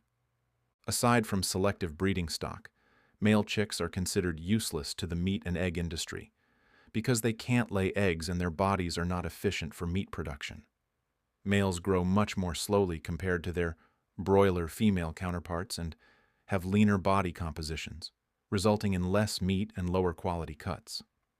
Since it's not easy to determine the sex of fertilized eggs before they hatch, workers sort the newly hatched chicks into males and females. Male chicks are placed on conveyor belts that lead them to a chute where they are either ground alive or gassed in a process called controlled atmospheric stunning. Something as simple as egg laying and harvesting can carry such hidden horrors. I remember watching a clip of this on YouTube during my freshman year in college, one of many videos I researched to expand my awareness about the harsh realities behind our comfort and consumption. Milk and veal. Milk is widely used, not only as a drink in coffee, tea, smoothies, shakes, or with cereal and porridge, but also as a key ingredient in recipes for cakes and pastries, and in cheese, butter, and cream. Just as human females produce milk to feed their babies, female cows, or heifers, produce milk to nourish their calves. In a commercial setting, for heifers to produce milk, farmers must detect when the cows are in estrus, heat. The cows are then restrained in a chute or headlock to be artificially inseminated. A gloved arm is inserted through the cow's anus and into the rectum, while an artificial insemination gun is inserted into the vagina. The gloved hand guides the gun through the cervix, where thawed semen is discharged directly into the uterus to fertilize an egg. If successful, the cow becomes pregnant and carries the fetus for around 9 months, eventually giving birth. The first milk produced, known as colostrum, is rich in hormones and antibodies, and is typically given to the newborn calf. However, after a few hours or days, the calf is removed from its mother so that her milk can be harvested for human consumption, since they are sentient beings with natural maternal instincts. The separation is understandably distressing. Both mother and calf will vocalize their grief and exhibit restlessness, searching for one another. It is not difficult to imagine the parallel if a human mother were forcibly separated from her child. The distress is universal, regardless of the species or language spoken. The mother cow is then systematically milked twice a day, as the milk meant for her calf is collected for human use. As her milk production naturally declines, she is subjected to another cycle of forced insemination, pregnancy, birth, separation, and milking.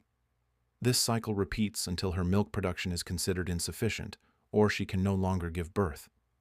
At that point, her value is reevaluated, and she is often sold for meat production. Her calf, if male, may be used to produce veal, which involves being confined in small crates to limit movement, thus preventing muscle development and ensuring the tenderness of the meat. These crates restrict the calf to only lying down or standing up, without enough room to turn around or move more than a step or two. They are fed a low-iron diet with formulated milk replacer to maintain the desired pale color of the meat. After spending weeks or months in this constrained space, the calves are then led to slaughter. Those not raised for veal are destined for milk, if female, or meat production, ensuring that their existence serves human consumption. Foie gras. Foie gras, French for fat liver, is a luxury food product made from the liver of ducks or geese that have been deliberately fattened. It is highly prized for its rich, buttery, and delicate flavor. Traditionally served as pâté, mousse, or parfait, foie gras is considered a delicacy and frequently appears on the menus of high-end restaurants. In French cuisine, it is not only valued for its unique taste and texture, but also for its cultural significance. However, the production of foie gras involves a controversial and painful process centered around force feeding, known as gavage. Starting when these beings are around 8 to 10 weeks old, they undergo gavage for 2 to 3 weeks. During this time, a tube is inserted into their esophagus, pumping large quantities of feed directly into their stomachs several times a day.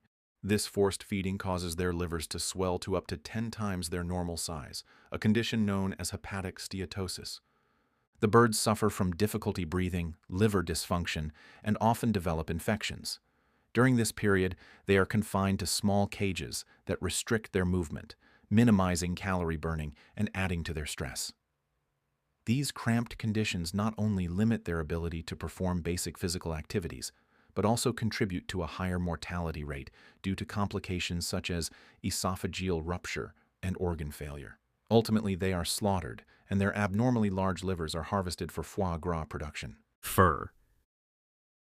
To shelter our bodies from the elements, humans have long relied on the body parts of other animals. To gain a layer of protection, we strip others of their skin and fur. Despite advancements in alternative materials, the use of real fur has become a status symbol, a display of luxury and opulence used to assert superiority. Animals commonly killed for their fur include mink, foxes, lynx, martens, beavers, otters, coyotes, wolves, and bobcats. These beings endure agonizing suffering in the fur trade.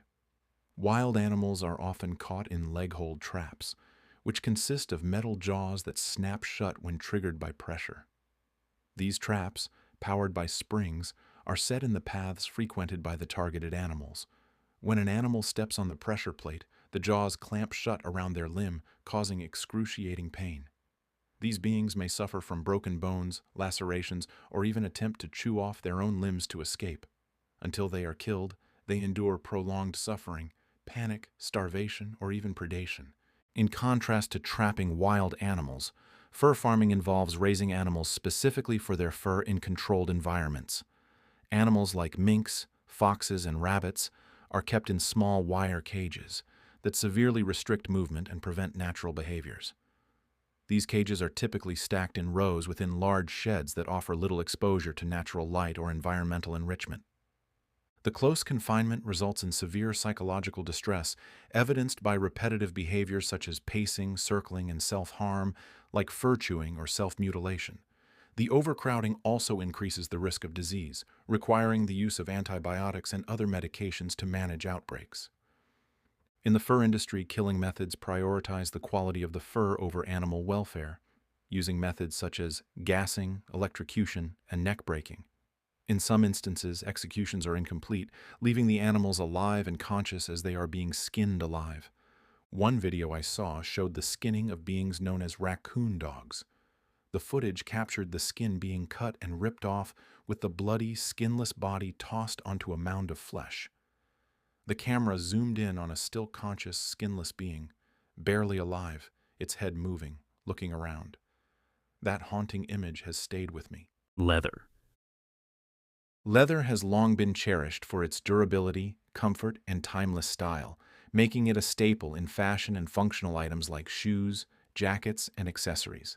However, the production of leather comes with significant ethical and environmental concerns.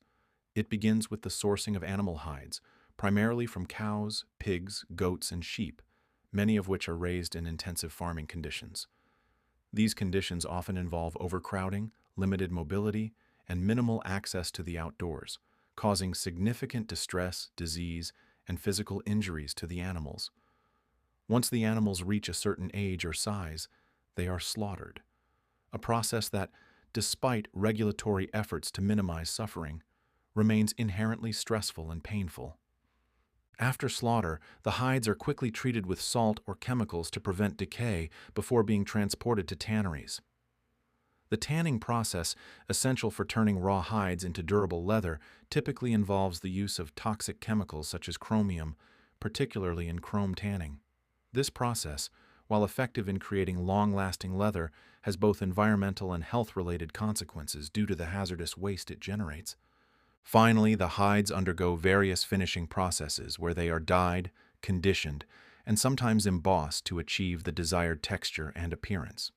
From start to finish, the leather production cycle compromises the welfare of animals, a cycle that begins with intensive farming, passes through slaughter for commercial gain, and then endangers much of the lived environment with toxic chemicals and byproducts. Silk. Silk is highly coveted for its luxurious aesthetic and unique physical properties. Silk's thermal properties are suitable for both warm and cool climates, enhancing its appeal as a symbol of luxury in high-end fashion, home furnishings, and various wellness products. Silk production begins with the hatching of eggs from the female silk moth, leading to the emergence of larvae known as silkworms. These larvae are fed exclusively on mulberry leaves over a period of 4 to 6 weeks, during which they undergo several growth stages and molts. Once mature, the silkworms begin the intricate process of spinning cocoons, extruding a protein-based silk fiber from their salivary glands. This spinning involves rotating their bodies in a figure-8 motion thousands of times over the course of 2 to 3 days, resulting in the creation of a single cocoon. Before the silkworms transition into pupae, the cocoons are collected, and the process of extracting silk begins. To prevent the pupae from maturing into moths, which would break the silk thread by secreting an enzyme to escape, the pupae are killed in a process known as stifling. This is typically done by submerging the cocoons in boiling water or heating them in ovens. Once the beings inside have been killed, the silk thread is carefully unwound or reeled from the cocoons. To create stronger silk threads, fibers from multiple cocoons are often combined. Concerns over animal welfare have led to the development of alternatives like piece silk or ahimsa silk, which allow the moths to emerge naturally before the silk is collected. While these methods are more humane, they tend to produce silk that is more expensive and less uniform compared to conventional silk. Cosmetics. Humans are drawn to cosmetic products for their ability to enhance appearance, boost confidence, and express individuality. Cosmetics provide a means of self-expression and often play a vital role in cultural and social rituals. Whether used to highlight features, conceal imperfections, or experiment with different looks, cosmetics fulfill a deep-seated desire for aesthetic improvement and personal expression. Additionally, the sensory experience of applying cosmetics, with their pleasant textures and fragrances, adds to their allure. The marketing of these products taps into the human desire for beauty and youth, promising enhanced attractiveness and, by extension, greater social approval. However, behind the allure of these products lies the darker reality of animal testing, where beings such as rabbits, guinea pigs, mice, and rats are used as test subjects to assess the safety of cosmetics. These tests involve applying chemicals directly to the animal's skin or eyes to observe potential harm, such as irritation, corrosion, or allergic reactions. Dermal toxicity tests evaluate how a substance affects the skin upon contact, looking for symptoms such as redness, rash, ulcers, and other forms of irritation or damage that indicate corrosive properties. These tests often lead to severe discomfort and can result in long-term harm to the being's skin integrity. Ocular toxicity tests, commonly referred to as Drey's eye tests, involve placing a substance into one eye of the being.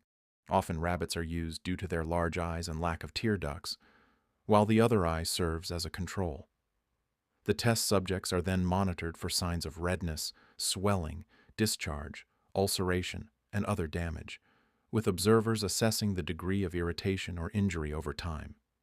These tests cause significant pain and distress, potentially leading to blindness or other serious injuries. To avoid using the same being for multiple tests, which can affect results due to accumulated stress and injury, animals are often euthanized after testing is complete. Post-mortem examinations are then conducted to gather data about the internal effects of the tested substances. Entertainment. Stimulation plays a significant role in the CONAF system. Unfortunately, the exploitation and abuse of animals for entertainment is widespread across the globe, taking many different forms. While each issue could easily warrant an entire essay, I'll list some of the most common examples below, and you can explore the details and impact through your own in-depth research. Circuses and performances.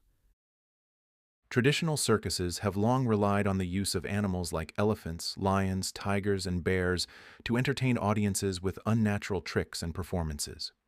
Behind the spectacle, however, lies a reality of coercive training methods often rooted in physical punishment and psychological intimidation.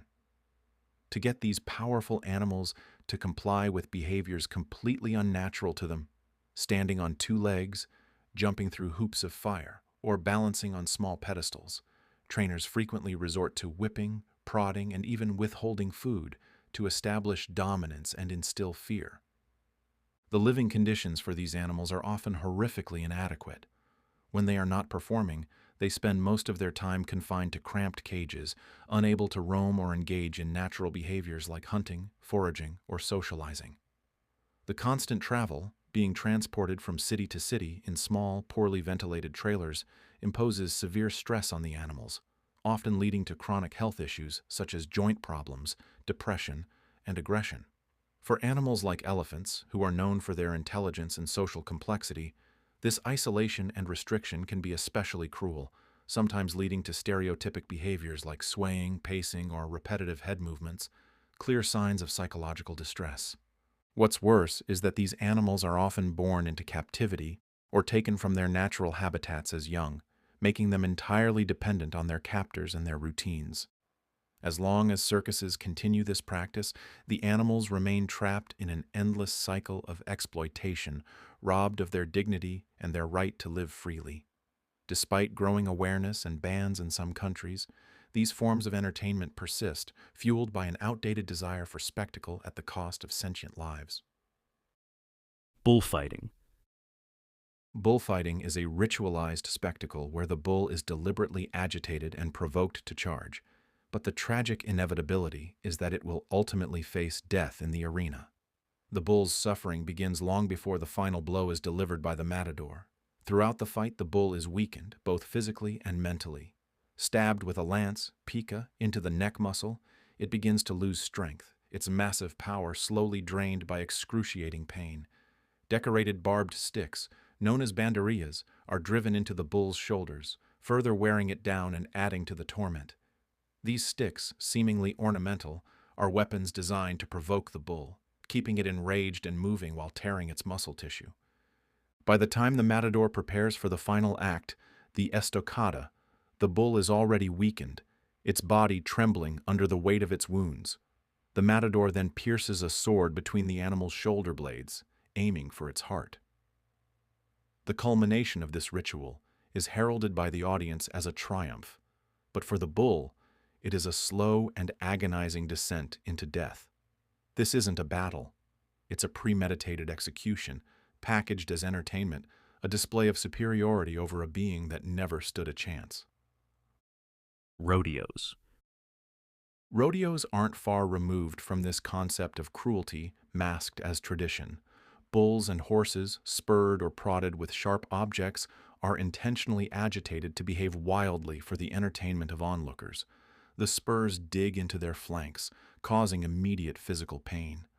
Bucking and charging, these animals are perceived as untamed forces of nature, but what the audience fails to see is the underlying psychological distress. Every rodeo event, from calf roping to steer wrestling, showcases not a battle of skill between human and beast, but a deliberate manipulation of fear and pain. The immediate physical harm in both bullfighting and rodeos is evident: open wounds, torn muscles, and broken spirits. But the long-term psychological toll on these animals is harder to quantify. What does it mean to live in a world where your pain is cheered for, where your suffering is packaged as entertainment, and where your very existence is valued solely for how much adrenaline you can evoke in a crowd? Animal racing. Horse racing and greyhound racing are both built on the premise of pushing animals to perform beyond their natural physical limits for the sake of sport and betting. These beings, admired for their speed and strength, are driven to the point of overexertion, often suffering severe tendon injuries and bone fractures. The very thing that draws admiration, their athletic prowess, becomes the source of their suffering as they are pushed harder and faster in each race. For the horses, the constant pounding of their hooves against the hard track leads to chronic stress fractures, tendon tears, and in some cases, catastrophic injuries that leave them unable to stand. Greyhounds, bred and trained solely for racing, are similarly pushed to their breaking point, with muscle strains and fractures becoming commonplace. Once these beings are no longer capable of performing at the high level demanded of them, many are deemed useless. For too many, this means an end not in peaceful retirement, but in euthanasia or abandonment. Some are even sent to slaughter for commercial purposes. The industry treats these animals as disposable commodities, their worth tied solely to their ability to generate profit. Injured, aged, or no longer competitive, they are cast aside, as if their lives, once full of vigor and beauty, suddenly no longer matter. Efforts toward rehoming do exist, but they are often limited, overwhelmed by the sheer number of animals discarded by the racing industry. Shelters and rescue organizations struggle to find homes for these beings, offering a second chance for those lucky enough to escape the industry's demands. Zoos and marine parks. While many zoos and marine parks contribute to conservation and education, the reality is far more complex. Some practices, particularly when animals are used for performances or confined to inadequate environments, edge dangerously close to exploitation. These facilities, designed to entertain, often fail to meet the conaf of the animals they claim to protect. The natural needs of these beings, space, mental stimulation, and the ability to engage in natural behaviors, are frequently compromised, leading to significant physical and psychological problems. Animals in captivity often exhibit clear signs of distress, manifesting in repetitive behaviors like pacing, rocking, or excessive self-grooming. Elephants, for example, may bob their heads or sway back and forth, while great apes may engage in self-mutilation or show signs of withdrawal. These actions are not just expressions of boredom, but clear indications of psychological suffering. In extreme cases, confined animals may become aggressive or lethargic, lose their appetite, experience weight loss, or display unusual vocalizations, all cries for help in a world where they are unable to exercise agency or live freely. Poorly managed zoos are particularly harmful.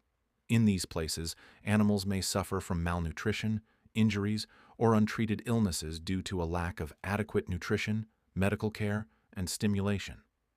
Without proper affirmation of their existence, these beings are left in states of neglect, unable to thrive or fulfill their natural roles. The deterioration of their mental and physical well-being is inevitable when their basic needs, both emotional and physical, are systematically ignored. Even when these facilities attempt to justify their practices under the banner of education or conservation, the reality remains that many animals are treated as mere exhibits. When the focus is on entertainment, it overshadows any educational or conservational message, reducing these sentient beings to tools for profit. The imbalance between what they require and what is provided leads to lives of quiet desperation, far removed from the rich, complex environments they would experience in the wild. Petting zoos and exotic animal interactions. Interactive exhibits where visitors can handle and take photos with exotic animals may appear innocent, even educational, but they often lead to exploitation. These animals, selected for their unique appearances and the novelty of human interaction, are typically kept in conditions far from their natural habitats. To ensure they remain docile and compliant for visitors, these animals are often handled excessively, forced into constant interactions that go against their natural behaviors. Whether it's a slow loris held under bright lights, a baby tiger passed from person to person, or a parrot confined to a perch for hours, these beings are subjected to unnatural levels of stress and fatigue. In many cases, to keep the animals calm for photos, their environment is manipulated. They are often kept in small, confined spaces that restrict their movement, leading to physical and psychological distress. Some are deprived of adequate rest or given sedatives to suppress their natural instincts, reducing them to mere props for human amusement. What is seen as a few moments of entertainment for visitors becomes a lifetime of captivity, stress, and overhandling for these beings. Even though these encounters are marketed as educational, they often perpetuate harmful misconceptions. Visitors leave with a photo and a memory, but the reality behind that snapshot is an animal forced into submission, its well-being sacrificed for fleeting human pleasure. The casual nature of these interactions hides the deeper ethical concerns that these animals are living, breathing beings with their own conaf, and subjecting them to such conditions diminishes their intrinsic worth. Wildlife tourism. Activities like elephant rides, tiger selfies, and other wildlife interactions catered to tourists often hide a world of cruelty behind the scenes. The animals involved in these encounters are removed from their natural habitats, confined in unnatural spaces, and, in many cases, drugged or beaten to ensure they remain compliant with the demands of tourist handling. What appears to be an exotic adventure or a chance to get close to wildlife for tourists is, in reality, a display of captivity and abuse. During my time with Mercer on mission in Cambodia, one of the attractions was elephant riding. It's easy to be mesmerized by the sight of humans riding these majestic beings, and I admit it makes for a stunning photograph. But I grew curious. How are these elephants trained to carry humans on their backs? What I discovered was both shocking and unsurprising. To turn these giant beings into docile rides, they must first be captured at a young age, ripping them away from their herd, from their mothers, severing the most fundamental of bonds. From there, they are subjected to a process known as phagein, or the crush, designed to break the elephant's spirit. Humans use fear, pain, and intimidation to dominate these powerful beings. They are restrained, beaten, and kept in isolation to subdue them until they submit. The training is not about forming a bond. It is about instilling terror so that the elephant will obey.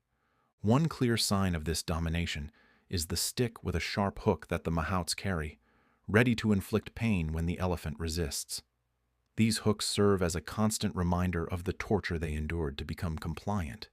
Elephants are social, intelligent creatures capable of deep emotional bonds, and yet, for the sake of entertainment and profit, their spirit is broken. While tourists see a calm, gentle giant ready for a ride, what they don't see is the lifelong trauma endured to create that compliance. Medicinal uses. The illegal poaching of animals like rhinos, tigers, and pangolins represents one of the most tragic manifestations of human exploitation, driven by a relentless demand for specific parts of their bodies. Across various cultures, particularly in Asia, these animals are poached for their supposed medicinal properties, despite a lack of scientific evidence supporting their effectiveness. Rhinos, for instance, are hunted for their horns, which are believed to cure ailments ranging from cancer to hangovers. The horn, composed primarily of keratin, the same substance found in human hair and nails, has become the centerpiece of a multi-billion-dollar black market, driven by myths about its healing powers. This insatiable demand has led to a drastic reduction in rhino populations, with some species now teetering on the brink of extinction. To think that these majestic beings are killed for nothing more than an evolutionary byproduct, something no more unique than our own nails, is a tragic irony. It shows how deeply ingrained cultural beliefs combined with human greed can fuel such devastation. Tigers suffer a similarly tragic fate.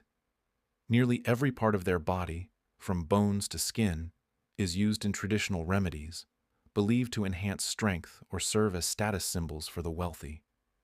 The relentless poaching of tigers has led to an alarming reduction in their populations, bringing the world's largest cat closer and closer to extinction.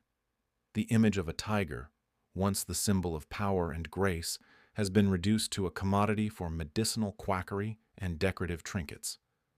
Then there are pangolins, often referred to as the world's most trafficked mammal. These creatures, known for their unique scales, are believed to have a variety of medicinal uses. Traditional practices claim that pangolin scales can cure everything from inflammation to infertility, even though there is no scientific basis for such claims. The meat of pangolins is also considered a delicacy in certain regions, adding yet another layer of pressure on these endangered animals. The elephant, too, is a victim of this predatory trade.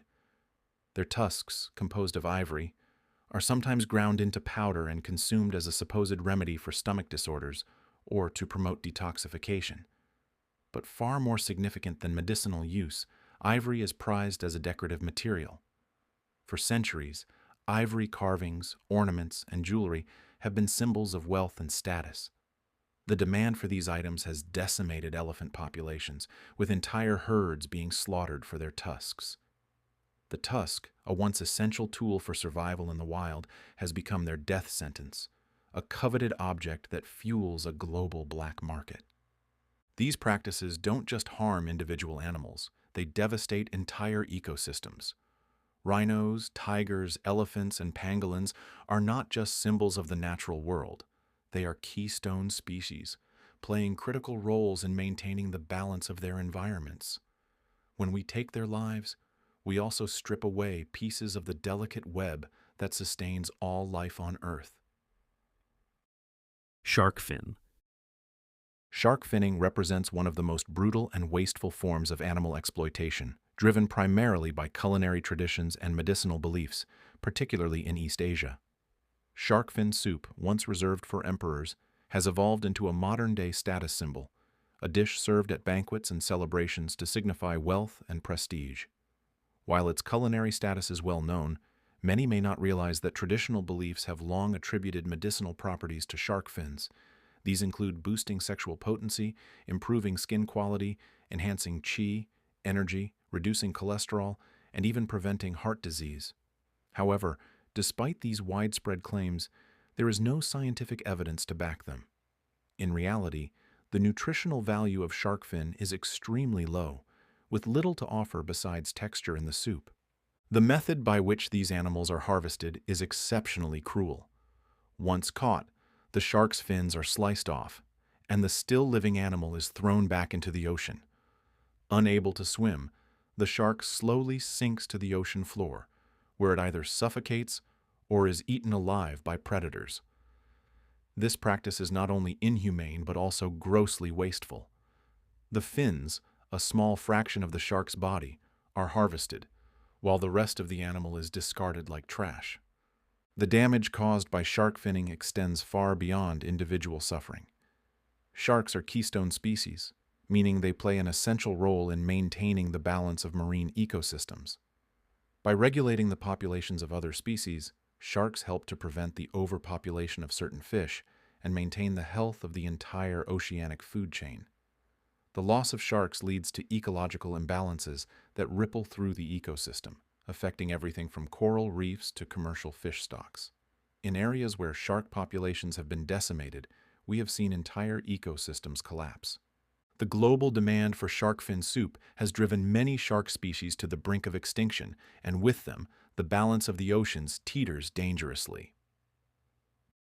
Bear bile.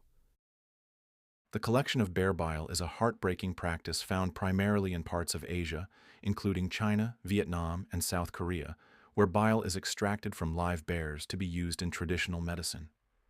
Bears, most often the Asiatic black bears, also known as moon bears, are either captured from the wild or bred in captivity for this horrific purpose.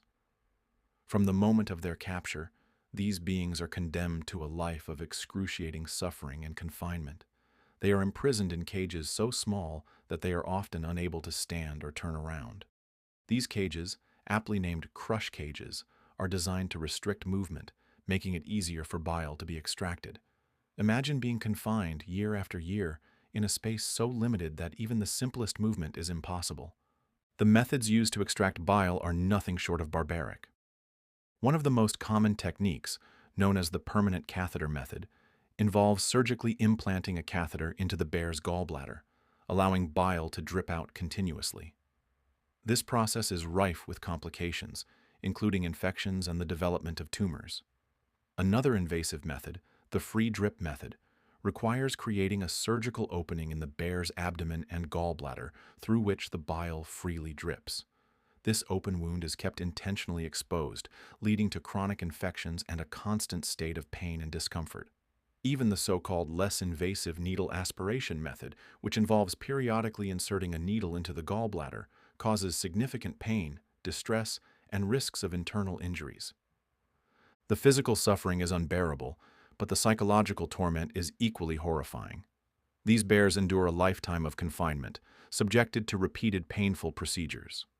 Many develop liver cancer, gallstones, and other serious health problems, all compounded by the deplorable conditions they are kept in. Bears in the wild can live for up to 25 years, but on bile farms, their life expectancy is drastically shortened. The toll on their bodies is visible in the behavioral signs of their suffering: head bobbing and self-mutilation, expressions of the deep psychological scars left by their captivity. This is not simply about a product derived from an animal. It's systematic torture, fueled by cultural beliefs that continue to perpetuate the suffering of these sentient beings. The irony lies in the fact that the medicinal value of bear bile has been largely debunked by science. And yet, these animals remain trapped in a life of endless pain, their lives reduced to a single commodity: their bile. How do we justify this level of cruelty? Science. Scientific experiments involving animals have undoubtedly played a crucial role in advancing human knowledge, particularly in fields like science and medicine. From the development of life-saving drugs to our understanding of diseases and biological processes, animal research has been instrumental in improving human health and extending lifespan. Animals such as mice, rats, rabbits, monkeys, and dogs have been commonly used in preclinical trials, providing vital data before treatments are tested on humans. However, this advancement in human knowledge has come at a great ethical cost. The use of animals in research raises significant concerns about their exploitation and abuse. Animals used in experiments often endure painful procedures, stress, and confinement, all without their consent, of course. Many are subjected to invasive surgeries, exposed to toxins, or infected with diseases to study the effects of new drugs, chemicals, or medical procedures. In some cases, these animals are genetically modified to mimic human diseases, creating an entire class of beings bred solely for the purpose of suffering in the name of science. Biological studies. In biological research, animals are often used as test subjects to explore complex biological processes, but this practice raises profound ethical concerns.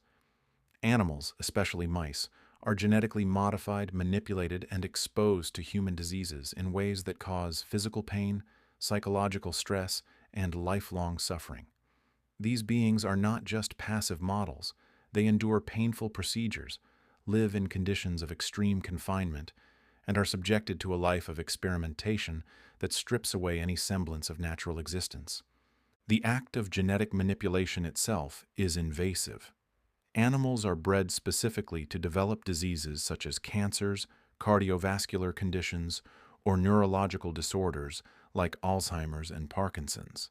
This means they are born to suffer, genetically programmed to endure symptoms that cause severe pain, organ failure, and degenerative decline. These symptoms are not alleviated but rather studied, as researchers observe their suffering to track the progression of diseases. For these animals, life is reduced to a living laboratory of pain. Many are bred to be vulnerable, with their genes altered so that their bodies break down or develop severe complications. For instance, animals that develop tumors experience the slow and agonizing spread of disease within them. Neurological disorders in genetically modified animals result in tremors, seizures, and loss of bodily control. This is not simply scientific observation. This is the deliberate creation of pain. The suffering doesn't end with the disease. The very nature of being a test subject means these animals are forced into a lifetime of isolation and confinement. They live in small, sterile cages, deprived of any form of stimulation or social interaction. Many exhibit signs of severe psychological distress, such as self-mutilation, pacing, or withdrawal, clear indicators of their inner torment. These animals are not given the chance to experience the natural world or form any kind of bond, sentences to a life of loneliness and fear. Even after enduring months or years of pain, most of these animals do not live out their natural lives. Once their usefulness has been exhausted, they are often euthanized, a sterile term that belies the fact that they are killed once they are no longer needed. Their bodies are dissected, discarded, or reduced to mere data points in a larger study. These beings, who could have lived natural lives in the wild, are instead bred and raised only to be subjected to a lifetime of suffering for human benefit. Cancer research. Medical research often employs methods where cancerous tumors are induced in mice to study the disease's development, progression, and potential treatments. These animals, already confined to an unnatural and sterile environment, are further subjected to the unimaginable pain of cancer. Common techniques include chemical induction, where carcinogenic substances are either added to their diet, applied to their skin, or injected directly into their bodies, causing DNA mutations that lead to tumor growth. Alternatively, genetic modifications are used to make mice prone to cancer by altering specific genes, essentially condemning them from birth to a life of suffering. Some studies even involve injecting cancer cells directly into the mice to observe how tumors develop in a living system. The physical pain from these procedures is harrowing. Cancer, for any being, is a painful and debilitating disease. The discomfort from growing tumors, the invasive testing, and the constant pressure from researchers lead to significant suffering. And this isn't just physical, there's also a psychological toll. These animals live in confinement, their movements restricted, and they are subjected to routine handling, which adds a layer of stress to their already fragile existence. The stress worsens their condition, often leading to severe health deterioration, as their bodies succumb not only to the disease, but also to the endless cycle of experimentation. It's a tragic irony that in Novosibirsk, Russia, there stands a mouse monument at the Institute of Cytology and Genetics, dedicated to the countless mice sacrificed for scientific research. The statue depicts a laboratory mouse knitting a DNA double helix, as if the mice themselves are weaving the fabric of human understanding, while at the same time, countless others continue to endure unimaginable pain in laboratories around the world. They are remembered for their contributions to genetics, cancer research, and DNA studies. But what of their suffering? They did not choose to knit the fabric of human knowledge. They were forced into it. The statue, meant as a symbol of progress, could just as easily stand as a monument to their pain. The very act of inducing cancer, a disease that devastates both the body and the spirit, in a creature that has no voice, no say, and no escape, is a reflection of how far we are willing to go in the name of scientific progress. We know the horrors of this disease firsthand, yet we replicate it in these beings for the sake of observation. What does that say about our empathy, and at what cost do we pursue our understanding of the world? Surgical technique development and vivisection. The use of animals in the development of surgical techniques and medical research is often justified as a necessary step in advancing human knowledge, but both practices carry significant ethical baggage. Whether animals are used to refine surgical procedures or subjected to vivisection, their bodies become tools in an ongoing pursuit of medical progress, raising critical questions about the morality of these actions. In the realm of surgical training, animals like pigs and dogs are chosen for their anatomical similarities to humans. Pigs, with organs closely resembling those of humans in size and function, become models for practicing cardiovascular surgeries and dermatological procedures. Similarly, dogs, with their size and comparable organ structures, have historically been used for complex surgeries like organ transplants or trauma care. Medical students and surgeons use these beings to gain hands-on experience, often performing procedures such as suturing, laparoscopic surgeries, or organ transplants. But what happens to the animals during and after these procedures? Their bodies are subjected to painful interventions, their lives reduced to mere stepping stones in a process that ultimately benefits humans. Many do not survive the procedures, and those that do often face euthanasia, as they are deemed no longer useful. These beings, whose hearts, lungs, and organs so closely resemble our own, suffer for the sake of teaching future surgeons. This theme carries over into the practice of vivisection, a term referring to the dissection or surgical manipulation of live animals for research purposes. Historically used to study physiological processes, disease mechanisms, and the effects of drugs or treatments. Vivisection subjects animals to invasive surgeries while they are still alive. These procedures are often painful, as animals endure being cut open, having their organs manipulated, and being subjected to experimental drugs, all in real time, with no escape from their torment. Vivisection extends beyond just medical research. It is also employed in educational settings. Medical and veterinary students are sometimes required to practice their techniques on live animals. These beings are treated as living cadavers, and when their usefulness is exhausted, they are often euthanized.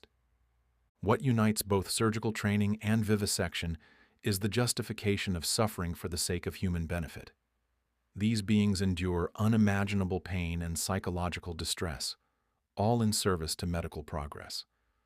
Although alternative methods like virtual simulations, 3D models, and human cadaver studies are beginning to emerge, the practice of using live animals persists. These alternatives have the potential to free animals from the painful cycle of medical experimentation, but the adoption of these methods is slow. Until then, we are left with a moral dilemma. How do we reconcile the gains in human health with the suffering of the animals that help bring them about? Toxicology tests. In the world of toxicological assessments, animals are routinely used as models to evaluate the safety of various substances that humans encounter in everyday life, including industrial chemicals, pesticides, pharmaceuticals, and cosmetics. These assessments are designed to identify risks, not only to human health but also to the environment, by exposing animals to these substances in ways that mimic potential human exposures. But what's often overlooked in the rush to ensure our own safety is the cost, the suffering endured by the animals subjected to these tests. For example, animals may be forced to ingest substances to observe what happens when the chemical is swallowed. This can cause severe internal damage, leading to pain, vomiting, or even death.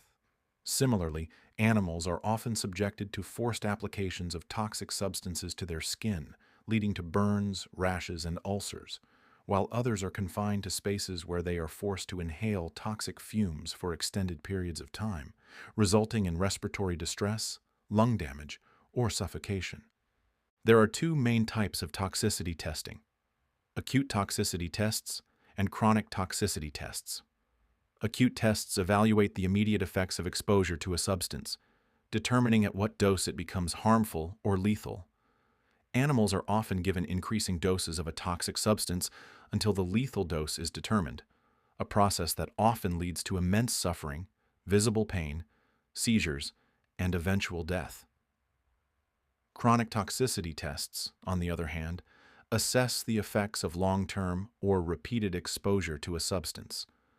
Animals are subjected to repeated exposure for weeks, months, or even years. Over time, these beings may experience the slow deterioration of their bodies as they develop conditions like cancer, organ damage, or reproductive harm, all for the sake of determining whether a chemical is safe for humans. As these tests progress, animals are closely observed for any signs of toxicity. These signs may include behavioral changes such as increased aggression, withdrawal, or lethargy, physical symptoms such as weight loss, open sores, or hair loss, and physiological changes detected through blood tests or other biomedical markers. The animals are nothing more than test subjects, their bodies used as data points in a system that values human safety over their right to life. At the conclusion of the testing period, most animals are subjected to post-mortem examinations.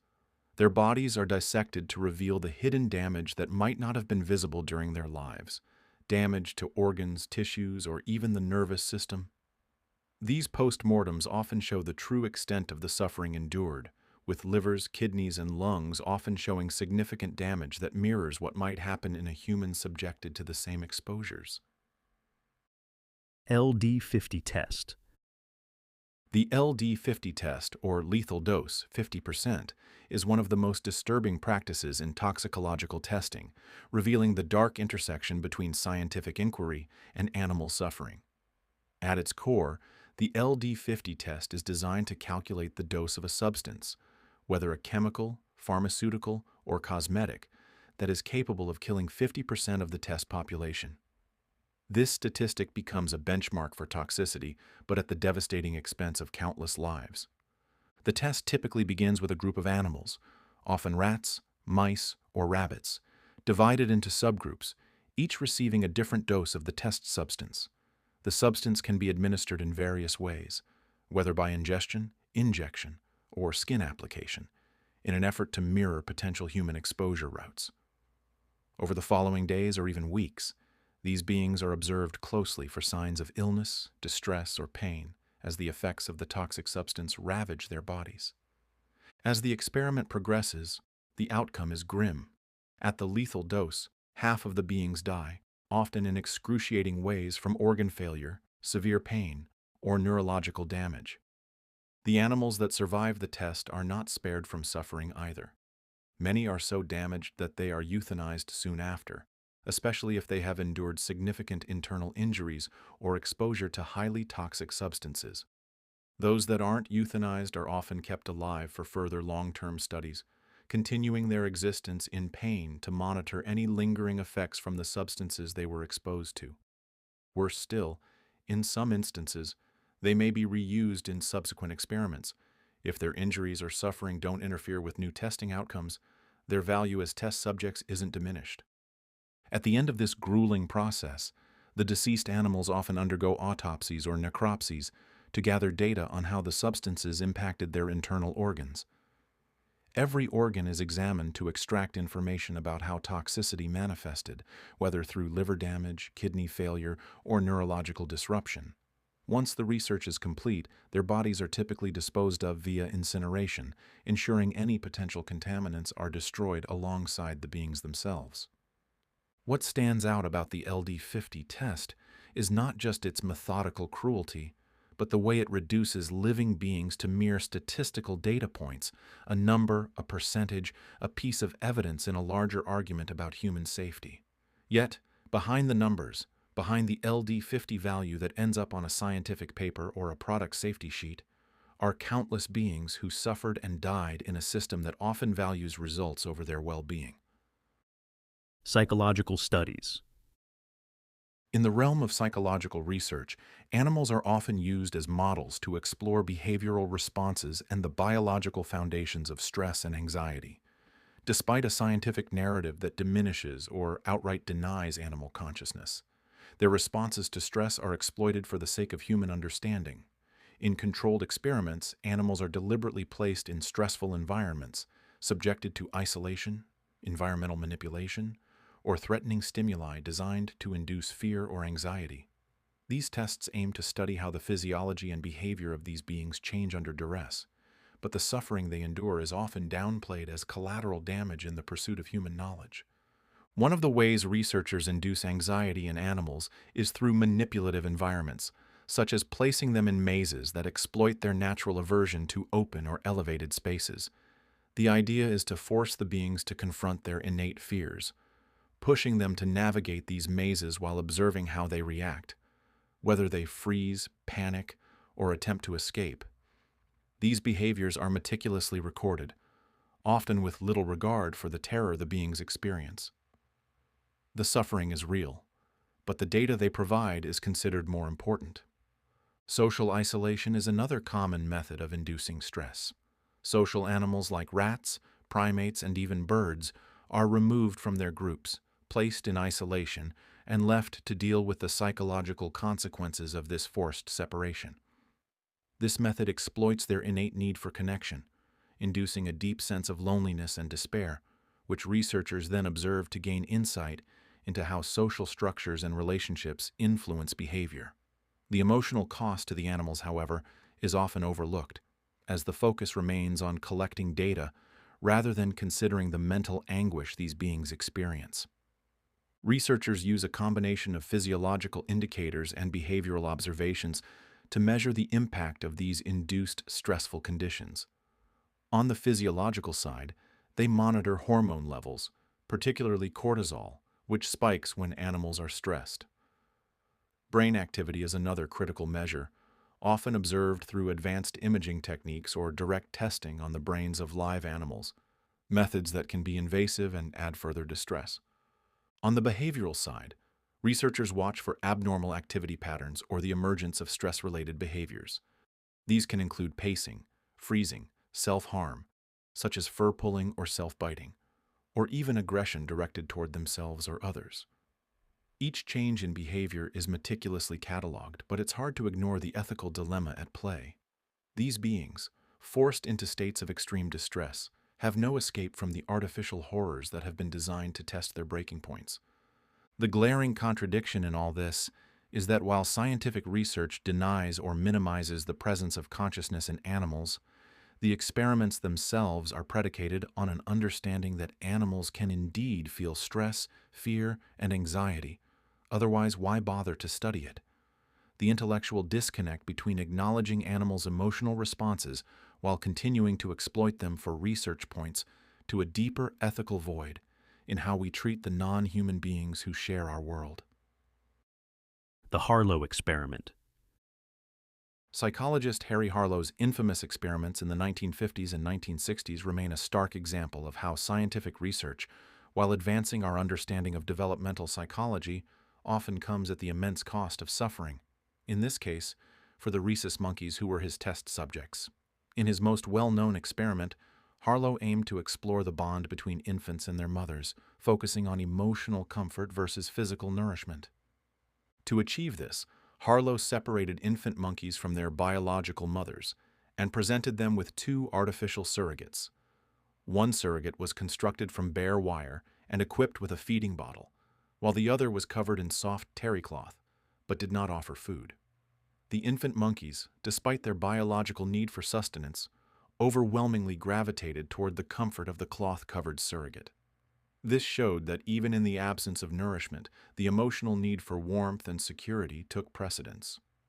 The result was an undeniable testament to the significance of maternal comfort, not just food, in the healthy psychological development of primates, including humans. But Harlow's experiments didn't stop there. He went on to subject monkeys to extreme social isolation, separating them from any contact with other monkeys for prolonged periods. The results were tragic. These monkeys, deprived of any form of social interaction, developed severe emotional and psychological disturbances. They would engage in self-harm, clutching their own bodies and rocking back and forth. Behaviors eerily similar to humans suffering from emotional trauma. When later reintroduced to other monkeys, they were unable to socialize normally, and many became deeply aggressive or completely withdrawn. The trauma they experienced during isolation was often irreversible, underscoring the devastating impact of social deprivation. What strikes the heart hardest is the profound suffering these beings endured. The emotional torment of isolation, combined with the lack of genuine maternal bonding, shattered their ability to experience normal social relationships. These beings, capable of rich emotional lives, were reduced to experiments in a cold, clinical setting. Harlow's work highlights the undeniable interconnectedness of emotional comfort and social bonds in development. But at what cost? Sacrifices. Humans throughout history have practiced sacrifice as a powerful way to demonstrate devotion to their gods, often choosing something precious to them as an offering. In ancient civilizations like the Aztecs, human lives were offered to deities as the ultimate act of piety and reverence, believed to sustain the gods and maintain cosmic balance. Although human sacrifice is a global taboo, the act of offering continues, often in the form of animal sacrifices. In ancient Egypt, animals, especially cats, were deeply revered, particularly because of their association with the goddess Bastet, symbolizing home, fertility, and protection. Egyptians practiced mummification on their loved ones, including pets, to prepare them for the afterlife. However, there was a darker aspect to their reverence for animals: votive mummification. Cats were bred specifically to be killed, often by neck breaking, and then mummified as offerings that worshippers would purchase to pray to the gods. It's haunting to think that these beloved beings were raised only to be sacrificed in the name of devotion, underscoring the complex relationship between humans and animals in religious contexts. Today, animal sacrifice continues in various religious traditions around the world. During Eid al-Adha in Islam, animals such as sheep, goats, and cows are sacrificed to commemorate Abraham's willingness to sacrifice his son in obedience to God. This act symbolizes faith and the sharing of food with the poor. In Kapparot, some Orthodox Jewish communities use chickens as part of a ritual during Yom Kippur, symbolically transferring their sins to the animal before it is sacrificed. Similarly, in parts of Nepal, festivals like the Gadimai and Dashain involve the sacrifice of animals, particularly buffaloes and goats, to honor the gods and seek blessings. The Gallipoli goat sacrifice in Italy and the Fiesta Patria in Peru both continue the practice of ritual animal sacrifice as part of cultural and religious festivals. In voodoo and hoodoo traditions, practiced in parts of Africa and the Caribbean, animal sacrifices are sometimes made to honor deities or spirits seeking protection, guidance, or blessings. These sacrifices often serve a spiritual purpose, where the life force of the animal is believed to carry significant energy or power that can aid in rituals. Beings of consciousness. Animals, including humans, are all beings of consciousness. And although there is a spectrum of awareness and intelligence across species, we are all deeply interconnected. As apex predators, humans possess an unchecked power over the so-called inferior species, a power that has historically been used not to protect, but to exploit and abuse these beings for our own benefit and entertainment. It is this very unchecked power that has allowed us to justify countless acts of cruelty, from the use of animals in experiments to their systematic exploitation for food, clothing, and sport. Yet, as beings of higher consciousness, it is our responsibility to expand our awareness beyond our own needs and desires. To truly elevate our consciousness, we must extend our compassion to include the animals who share this world with us. After all, sentience, the ability to feel, perceive, and suffer, exists in all these beings, regardless of where they fall on the spectrum of intelligence or utility to humans. Humans who have expanded their consciousness to recognize the sentience of animals are often more inclined to show kindness not just to animals, but to other humans. This is because once we understand the inherent worth of life in all its forms, we begin to appreciate the interconnectedness of existence. Compassion toward animals often precedes or goes hand in hand with compassion toward fellow humans. Because the ability to empathize with another living being is universal, it is not bound by species. Conversely, those operating from lower levels of consciousness, who fail to see animals as anything more than objects for exploitation, are often cruel not only to animals, but to other humans as well. Whether due to trauma or inherent cruelty, such individuals tend to shrink their circle of concern, focusing only on their own self-serving needs.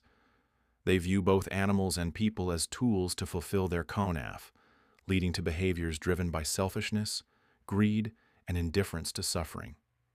When we acknowledge that animals are sentient beings, we begin to see life everywhere. In the quiet dignity of a cow, the playful curiosity of a dog, the fear in the eyes of a pig heading to slaughter. We begin to witness their struggles, their joys, their pain, and their suffering. This awareness brings with it a moral imperative. If we are to truly rise to a higher state of consciousness, we must honor the sentience of these beings by treating them with love, respect, and compassion.